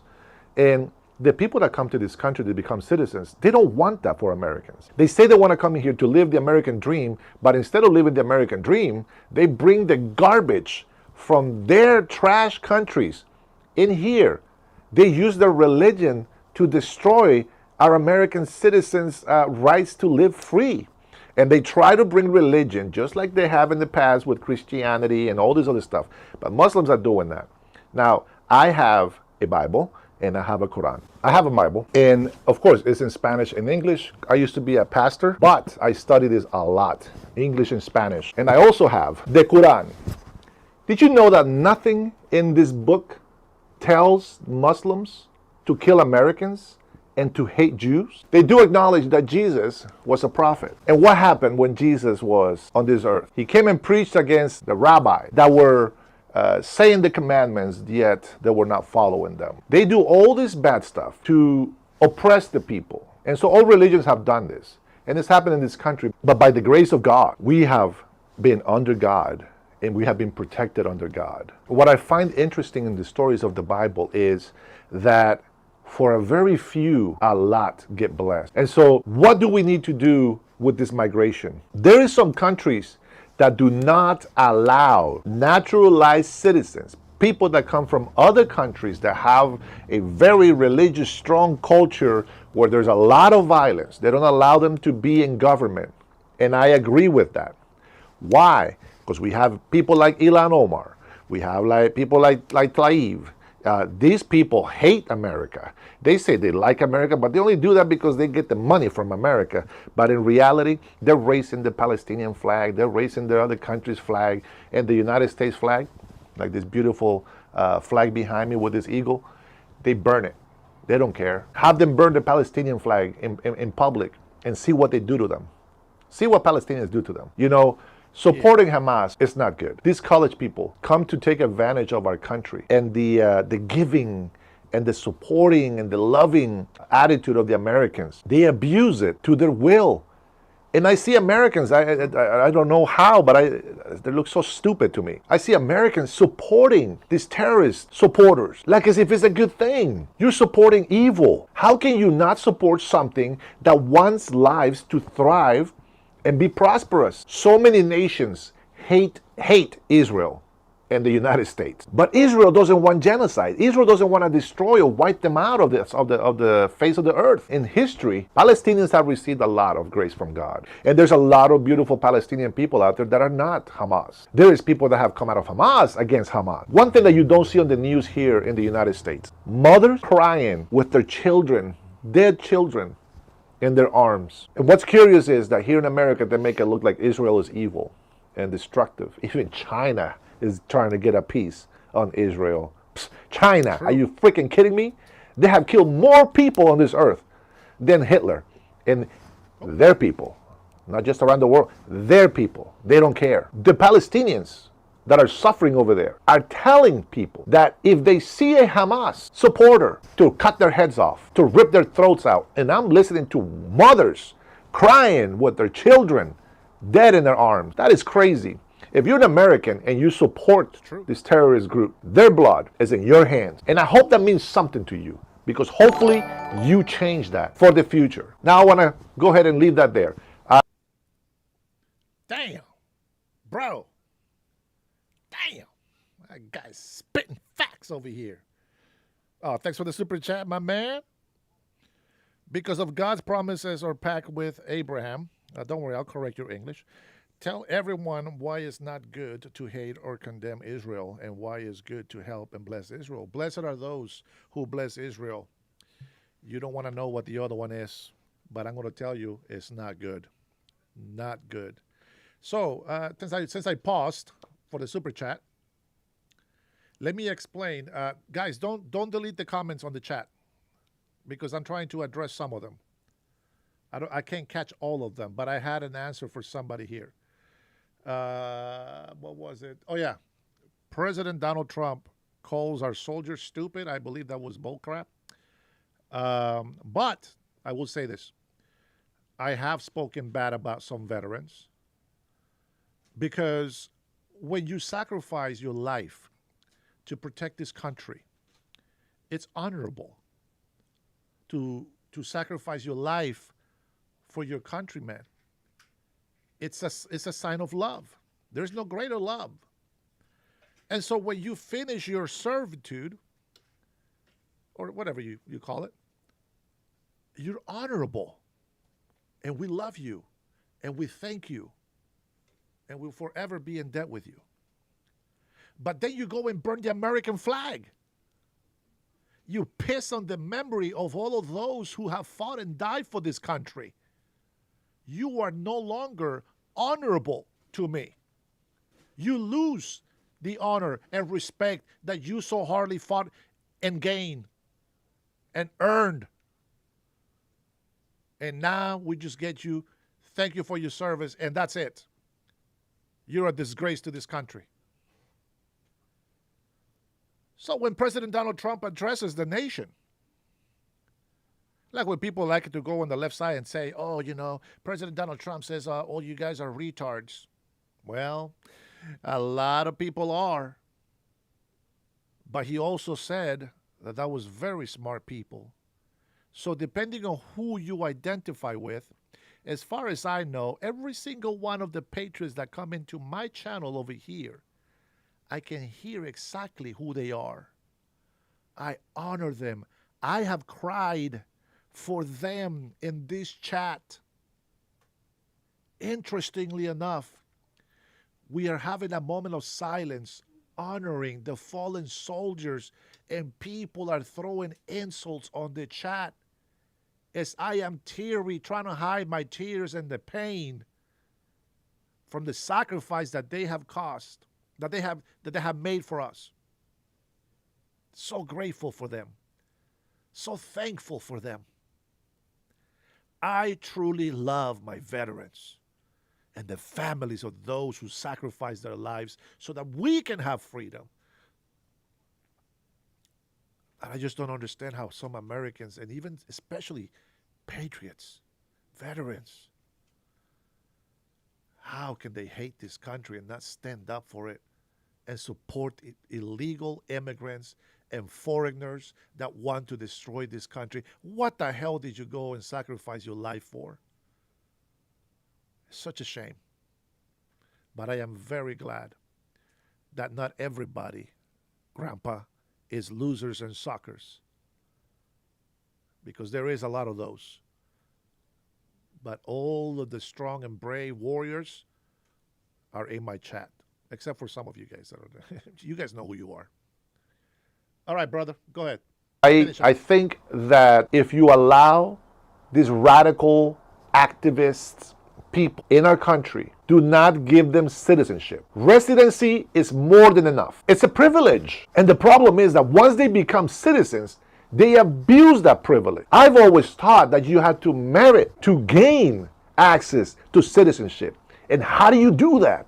By proving that being a resident, you are the most desirable citizen material to have in this country. But these people, as soon as they get a green card, they're stupid. Right away, they show their true colors. The American system still gives them a citizenship. How is that possible? It's unbelievable. It's beyond me. With that, let's just say, that's how countries invade. They want to migrate first, get a visa to get here. Sometimes they have to come illegally, and it has come through Mexico. But having them become a citizen is a big mistake, because then they have a right to say, we're American citizens, and we deserve this, and we have this, and stop them. Don't give them citizenship. Keep all these activists residency if you want. That way they can travel back and forth between our countries. They still have to renew a stamp on their passports, but they don't need permission to go back and forth. Don't give them citizenship. That's my final point. In 1985, Dearborn, Michigan had a Palestinian population of around 400, making up to 8% of the city's total population and 12% of its Arab population. A survey estimated that constituted over 3/4 of the 5,000 plus population in the South End area at that time. In more recent years, Michigan, particularly Metro Detroit, has seen a significant presence of Arab Americans, including Palestinians. A 2019 U.S. Census estimated that Lebanese Americans were the largest ethnic group, followed by the Yemeni Americans. Dearborn became the first Arab majority city in the U.S. in 2023, with roughly 55% of its residents claiming Middle Eastern or North African ancestry. While the exact number of Palestinians in Michigan is not readily available, it's clear that the region has substantial Palestinian population, primarily concentrated in areas like Dearborn and other parts of Metro Detroit. There's also a pro-Palestinian student organization, Tahrir Coalition, at the University of Michigan. This is proof that they are invading and multiplying to grow against the United States values and beliefs. What do you guys think about that video? Mic drop. Guess how many views I got on that video, guys? I got, where is it? I got 26 views of that video.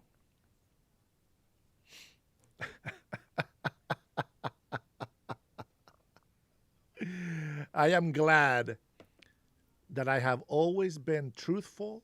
I have always been honest. I will make mistakes in some words that I say. Dearborn needs to be freed of its Muslim conquerors. The truth about it is I was joking around with I think it was Paul earlier, that Somalis love the United States, but they love Somalia better.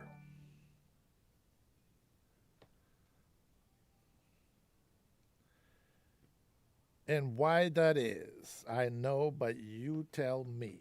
I don't know what question that was. But Somalis come here because they know they're going to get refuge, housing, food, money, assistance, and that they can work and do their own business, and they will have food and shelter. They're a third world country from Africa. That's more than enough. Plus, we have concrete walls, we have asphalt, we have nice buildings, we have elevators, we they can get a car. But most of their money goes back to Somalia. It is the same thing that happens with illegal immigrants from America, Mexico, Honduras, Guatemala, etc. Every illegal immigrant does the same thing. They grab money here and they send it back to their country. The bad thing that the Somalis are doing is the fraud. Not only is there $8 billion plus in fraud and abuse. They like to concentrate on, oh my gosh, that's horrible, emotions, insults. Oh, yeah, that's the problem. No, the problem is $8 billion in fraud and abuse, and not one of you retards on the left side have said anything to the Somali communities and be like, why are we doing fraud? Is it not enough that we brought you here to the United States of America? Is it not enough that you're getting food stamps? Is it not enough that you get free health care? Is it not enough that you're sending money to your families in Somalia? Isn't that enough? Can't you be grateful to be in this country? You got citizenship. You got green cards. Be grateful to be here. Don't be a traitor by the fact that they're swearing an oath of loyalty to Somalia. They should have not a green card. That's why every single one of them that has sworn an oath and loyalty to Somalia and their president and the government should be deported immediately. Starting with Ilhan Omar, who says that she wants to be deported anyway. It is unbelievable. The oath that I showed you, that is the whole United States. It's not just here in Washington State. It's everywhere in the United States of America. It's not about being racist. These people go out there and, I just remembered. My video wouldn't be a good ending if I didn't share my good friend, the Crime Chef video, which a lot of you are now. You guys are aware of who he is. Now, I heard, and this is just a little tweet, little bird told me that, get this, you have heard that President Donald Trump wanted Canada to be the 51st state. Come on, come here. The new one is they want to make Honduras the 51st state. Golly. That would be the best thing that could ever happen to Hondurans. Man.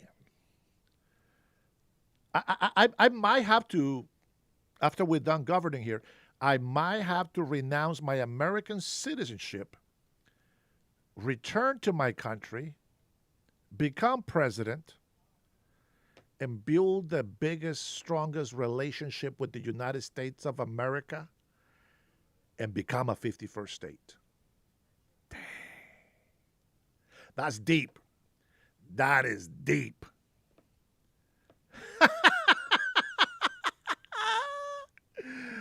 That would be lovely. Why don't we go ahead and start with illegal immigrants are stealing your money. Now, guys, I didn't say that this time. 10 million people who live here in LA County are waking up to news this morning that their tax dollars may soon be going to help illegal immigrants and their families. A new study from the Federation for American Immigration Reform reveals that taxpayers end up footing a $135 billion bill every year for illegal immigration. Dozens of criminal illegal migrants received Medicaid before their arrests and their deportations. Every year, millions of undocumented immigrants live. Hold on, Chef. I want to clarify. I know Canada's not coming this way, but I can tell you, I was so excited. Even though it's bullcrap, I was so excited of thinking Honduras being the 51st state. Oh my gosh, dude. We can be the state that makes all the clothing, shirts, underwear, what Americans don't want to make, the cheap stuff, the ones that don't produce that much money. Can you imagine a lot of Americans and actually Hondurans wanted to be back in Honduras? Well, it would be America, you know what I'm saying? Be a Honduras state. And I would love to be part of the government then. Whew, for sure. For sure, I want to be a congressman of Honduras. That would be fantastic. Fantastic. Of course, with no terms. Right now with Democrats, terms. But when we get rid of Democrats, No terms. Live and work in the United States. Politicians often debate compassion and reform, but rarely the I will say I like the other voice with the little old man's English accent. cost. Illegal immigration isn't just a border issue. It's an economic issue that touches every American household. The Democrat-run media relies on emotion, guilt. Oh, whoa! What's wrong with Puerto Rico? I don't think there's anything wrong with Puerto Rico. Is something wrong with Puerto Rico there, Mr. Liberty for All? What I miss in Puerto Rico? I haven't heard anything from Puerto Rico. I mean, I heard of some protestings and stuff, but whatever. We have plenty of those here. We will take Alberta for Washington State and California. Don't worry, man. I believe California will be cleaned up as well. We're going to start working here in Washington, and we're going to work our way down to California. And shame to justify illegal immigration. But this video exposes the economic reality using one thing politicians like to avoid: facts. Hey, wait, that's not how you arrest people. Get on the ground. That's not how you arrest people. Get on the ground. This is not about politics. It's about the average American who pays. I like illegals telling police officers how to arrest people. Excuse me, sir. Can you please turn around? Just put your hands together. No? Come on. Pretty, please. More in taxes, earns less at work, and faces a higher cost of living because of unchecked illegal immigration. Chapter 1. Direct costs. Taxes, welfare, and public services. According to the Federation for American Immigration Reform, illegal immigration costs U.S. taxpayers around $150 billion annually. That's after accounting for taxes paid by undocumented workers. The biggest expenses include education, healthcare, and law enforcement. California spends over $25 billion per year, Texas about $13 billion, Florida $8 billion, and New York $9 billion. These billions could fund roads, teachers, veteran care.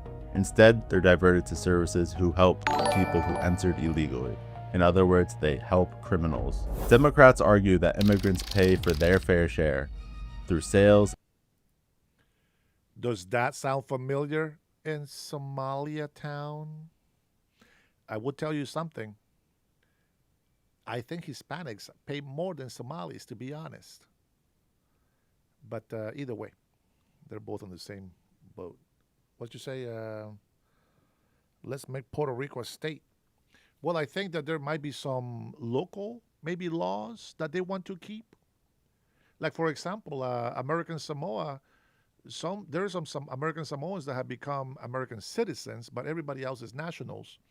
Now, they don't want to become American because, and I'm with them.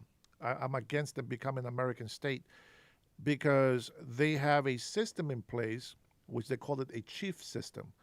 And it is a socialist construct, but it works. It works better than in a big city because every village has to pitch in for what they want to do. You know, if there's a wedding, if there's a funeral, everybody pitches in money as much as they can, of course, and that's how they stick. But the land belongs to them.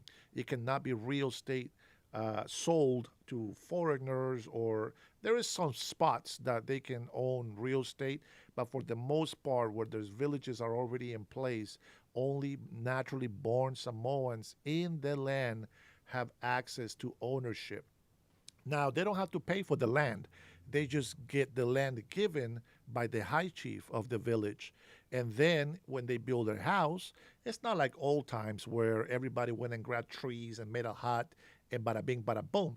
Now you want a house. So they don't do that no more, but they do pour some money when there is a need.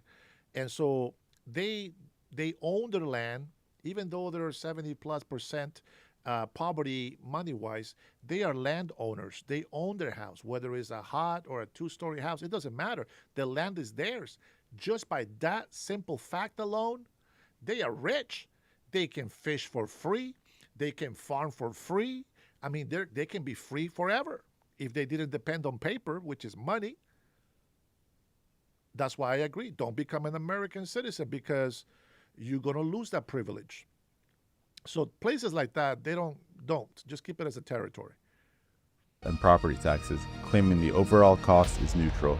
But sales tax doesn't fund schools or hospitals. It's state income tax and property tax that pay for those. And the vast majority of illegal immigrants don't file income taxes at all. FAIR's analysis show they pay about $21 billion in taxes, but consume about $171 billion in public resources. Woo! This is probably a little old. $20 billion they pay in taxes and consume 171. Now, throughout the United States, is known to be what they say is like about $100 billion in taxes. Well, guess how much they consume? Yeah. If they were paying $21 billion and consuming $171 billion, consider $100 billion in taxes. How much are they consuming? That's crazy. My take is probably over a half a trillion dollars. Which is a net loss of $150 billion annually. Progressives often claim opposing illegal immigration lacks compassion. In reality, what's compassionate about forcing working-class Americans to pay higher taxes, wait longer in hospitals, and accept lower school funding? Real compassion means protecting those who follow the law, not rewarding those who don't. The average American family indirectly pays nearly $1,150 per year for illegal immigration, a tax burden hidden inside your hospital bill, your property taxes, and your child's classroom size. Chapter 2, Indirect Costs. Lower wages, jobs, and housing. It sounds like reparations. Over 7 million illegal immigrants currently hold jobs in the U.S. They work primarily in low-skill sectors like construction, food service, and hospitality, fields that used to provide a pathway to the middle class. The National Bureau of Economic Research found that a 10% rise in illegal labor can reduce native-born workers' wages by up to 5%. That's a pay cut for Americans who already face record inflation. Democrats claim... Wait, is the spirit of America to destroy Americans there? Angry grandpa? You say I lost the spirit of America? What is the spirit of America? Destroy Americans and allow foreigners to take over. Is that your dream? Because that's not my spirit. That's your spirit. So it sounds to me like you're lost. Oh, nah. If anyone claims to belong to our country and have some privilege just like an Americans, we need them to become part of the land. 100%. Illegal workers take jobs Americans don't want. That's a myth. Americans want fair wages and safe conditions. Employers simply prefer to pay under the table to avoid taxes and benefits. When the labor market is flooded with off-the-books workers, U.S. citizens get priced out. Illegal immigration also fuels housing inflation. The National Association of Realtors reports that population growth from foreign-born residents accounted for 15 to 20% of rent increases in major cities. More residents mean higher demand and higher costs for everyone. The left insists immigration drives growth and revitalizes communities. Growth means little if it makes housing unaffordable. While elites cheer population growth, working Americans face rising rents, bidding wars, and shrinking starter home supply. Immigration without regulation doesn't create opportunity, it's crushing it. Illegal labor may fill short-term positions, but it steals long-term futures, depressing wages, driving up rent, and locking families out of the American dream. Chapter 3, Tax Gaps and the Underground Economy. The IRS estimates nearly $500 billion in taxes go uncollected every year, largely from unreported cash income. $500 billion unreported? Very interesting. Many illegal workers are paid under the table, meaning they don't contribute to Social Security, Medicare, or unemployment insurance. Democrats argue if you are in this chat and you say that's a lie, you are living under a rock. Even Americans work under the table to not pay taxes. That undocumented immigrants help fund Social Security by contributing billions they can never claim. While some use fake Social Security numbers that generate phantom payments, it's not a net positive. It creates identity mismatches and accounting problems that make it harder to track real taxpayers. These aren't contributions, they're distortions. This underground economy allows unethical employers to dodge taxes, creating an uneven playing field. This nation takes a deep dive into the underground economy created here in New York by the migrant crisis. Law-abiding small businesses can't compete with those using cheap, off-the-books labor. For every undocumented worker avoiding taxes, there's a citizen paying more to cover the gap. Illegal labor doesn't strengthen the system, it erodes it. Chapter 4: Identity Theft and Fraud. The Social Security Administration's Inspector General estimates 1.8 million identity theft cases per year, linked to unauthorized work. And I think that this really highlights a couple of things. The first is the importance of serious reforms to Social Security. Many victims discover it only after receiving IRS letters about unpaid taxes for jobs they never held. Progressives downplay this Thank you, traders, for supporting illegal immigration as isolated or accidental misuse. But there's nothing accidental about stealing a child's social security number to work illegally. This creates lasting financial trauma, often for families least able to absorb it. When identity theft becomes normalized in the name of compassion, law and justice lose its meaning, which Did you want me to replay that? is why I partnered with today's sponsor, Aura. Aura helps protect its users from stolen identity, fraud, and other cybercrimes. You can get started right now by scanning the QR code on screen or clicking the link that's in the description. Back to the video. Chapter 5: Social Safety Net Strain. Illegal immigration puts immense strain on public systems. In California alone, state healthcare costs for undocumented immigrants exceed $4.6 billion annually. We are still a country of immigrants, but we are not a lawless and out of order country that attracts illegal immigrants. Do you know what vetted means, Grandpa? Or maybe you forgot. Nationwide, emergency medical costs approach $18 billion. Democrats claim that extending healthcare to undocumented immigrants Make the rich pay their fair share. Sure. That could have been $18 billion in taxes right there. Tell me how that would not help the economy. is humane. Tell me $500 billion would not help the economy. Tell me $8 billion from Somalia that went to support terrorists in Somalia. Tell me how that wouldn't help the economy of the United States of America. Tell me how the hundreds of billions of dollars that USAID was wasting on foreign countries on stupid stuff and then letting our American veterans sleep on the street and not helping the American people. Tell me how that money wouldn't have come in handy. It's your fault this country is turning into a third world country shithole. And ultimately saves money. Yet these programs disincentivize self-sufficiency. Hospitals and schools are overrun, forcing taxpayers to subsidize care and education. That's not a waste. That's an investment. That's a good idea. Giving you $100 million so that you can shave your balls in jail, that is not a good idea. Education for non-citizens, while veterans and low-income Americans face wait lists. A nation that cannot prioritize its own citizens cannot sustain compassion indefinitely. Chapter 6, right. Long-term fiscal impact and remittances. FAIR estimates the net fiscal cost per illegal immigrant household at $8,000 per year, totaling $120 billion nationwide. Meanwhile, over $63 billion leaves the U.S. annually. Whew, that's right. I have to go back to that because I stopped.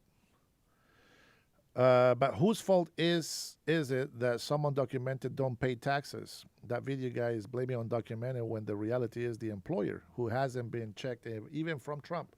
So there is a page that employers are supposed to run Social Securities through.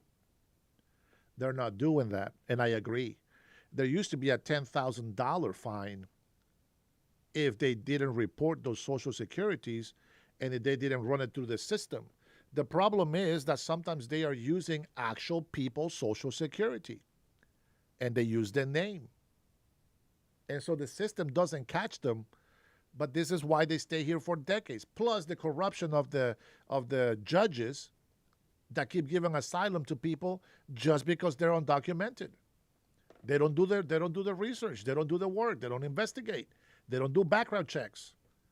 But that's changing. I believe, and don't quote me, but I believe that all of the countries that cannot help us vet their people, those people will be deported immediately. I hope that's true.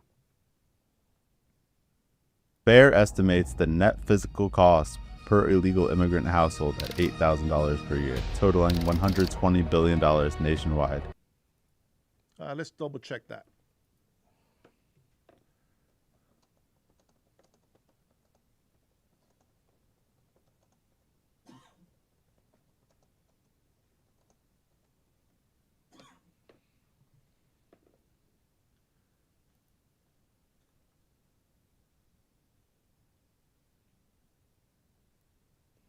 The estimated annual net fiscal cost per illegal immigrant and their U.S.-born children to federal, state, and local taxpayers is approximately $8,776, as reported by the Federation for American Immigration Reform, FAIR, based on 2023 data. This figure accounts for both the costs incurred and the taxes paid by this population. The gross annual cost, total national expenditure, federal, state, and local attributable to illegal immigration is estimated at $182 billion.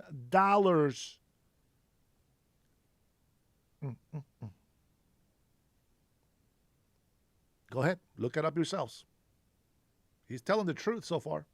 Meanwhile, over $63 billion leaves the U.S. annually as remittances sent to other countries, over $55 billion to Latin America alone. That's money 46 of that to Mexico. Earned in America but removed from our economy, funding foreign GDPs while our own infrastructure decays. According to a new cost analysis, illegal immigrants released into the United States. Democrats frame this as immigrants supporting their families abroad, a moral good. But morality does not change math.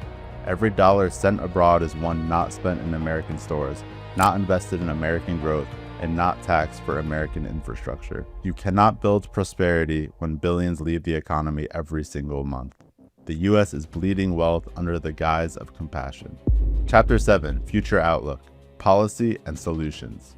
Fixing this problem begins with accountability. Mandatory E-Verify would stop illegal hiring by verifying work eligibility instantly. Yet Democrats have... Are you talking about the mentally deranged people?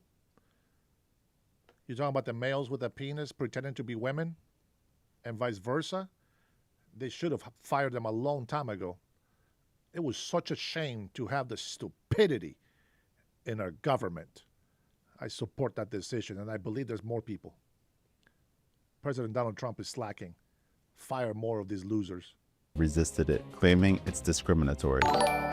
E-Verify doesn't discriminate, it verifies. It protects legal workers, rewards honest employers, and rebuilds the rule of law. A nation that enforces its borders isn't heartless. Good night, my patriots. As you are going to sleep on the East Coast or whatnot, I know tomorrow's work, and I know I shouldn't even be doing this late on Sunday, but God bless you. Thank you so much for being with me. We're just going to go ahead and finish right after this, my friend. Thank you, Brian. It's responsible. Chapter 8. Just a couple of minutes. Who really pays? Every nation has the right to decide who enters and who contributes. Illegal immigration blurs those lines, and the people paying the price are the same Americans who play by the rules. Real compassion isn't open borders, it's fairness, accountability, and a government that protects its citizens first. If you enjoyed this video, please subscribe to my channel. I have plenty of other ICE content on my channel, and I have a lot more coming down the pipeline that you will not want to miss. Thank you, Crime Chef. We appreciate your information. Now, that's a guy that does some research. He put a video nice, very, very nice. Tomorrow, you know, we're going to hit another video from Crime Chef. But, you know, I know you guys have to go to sleep.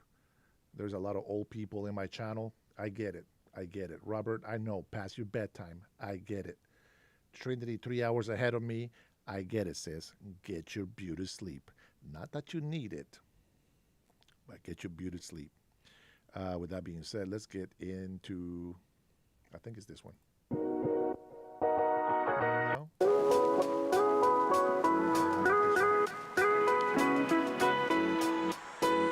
Patriots, thank you for the super chat.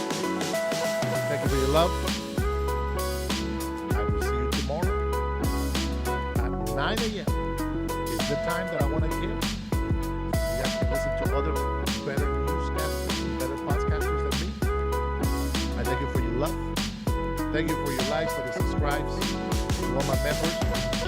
My love to you. I appreciate your support. This is what I do for a living, guys. I wouldn't be able to do this without your support, my patrons. Here, our goal is to become a family. And maybe we can spread out that love amongst other patrons and Americans to keep defending and protecting the Constitution. That's a good American first. If we don't do that, the world is in trouble. So thank you so much for your support. Bless you. God bless you, family.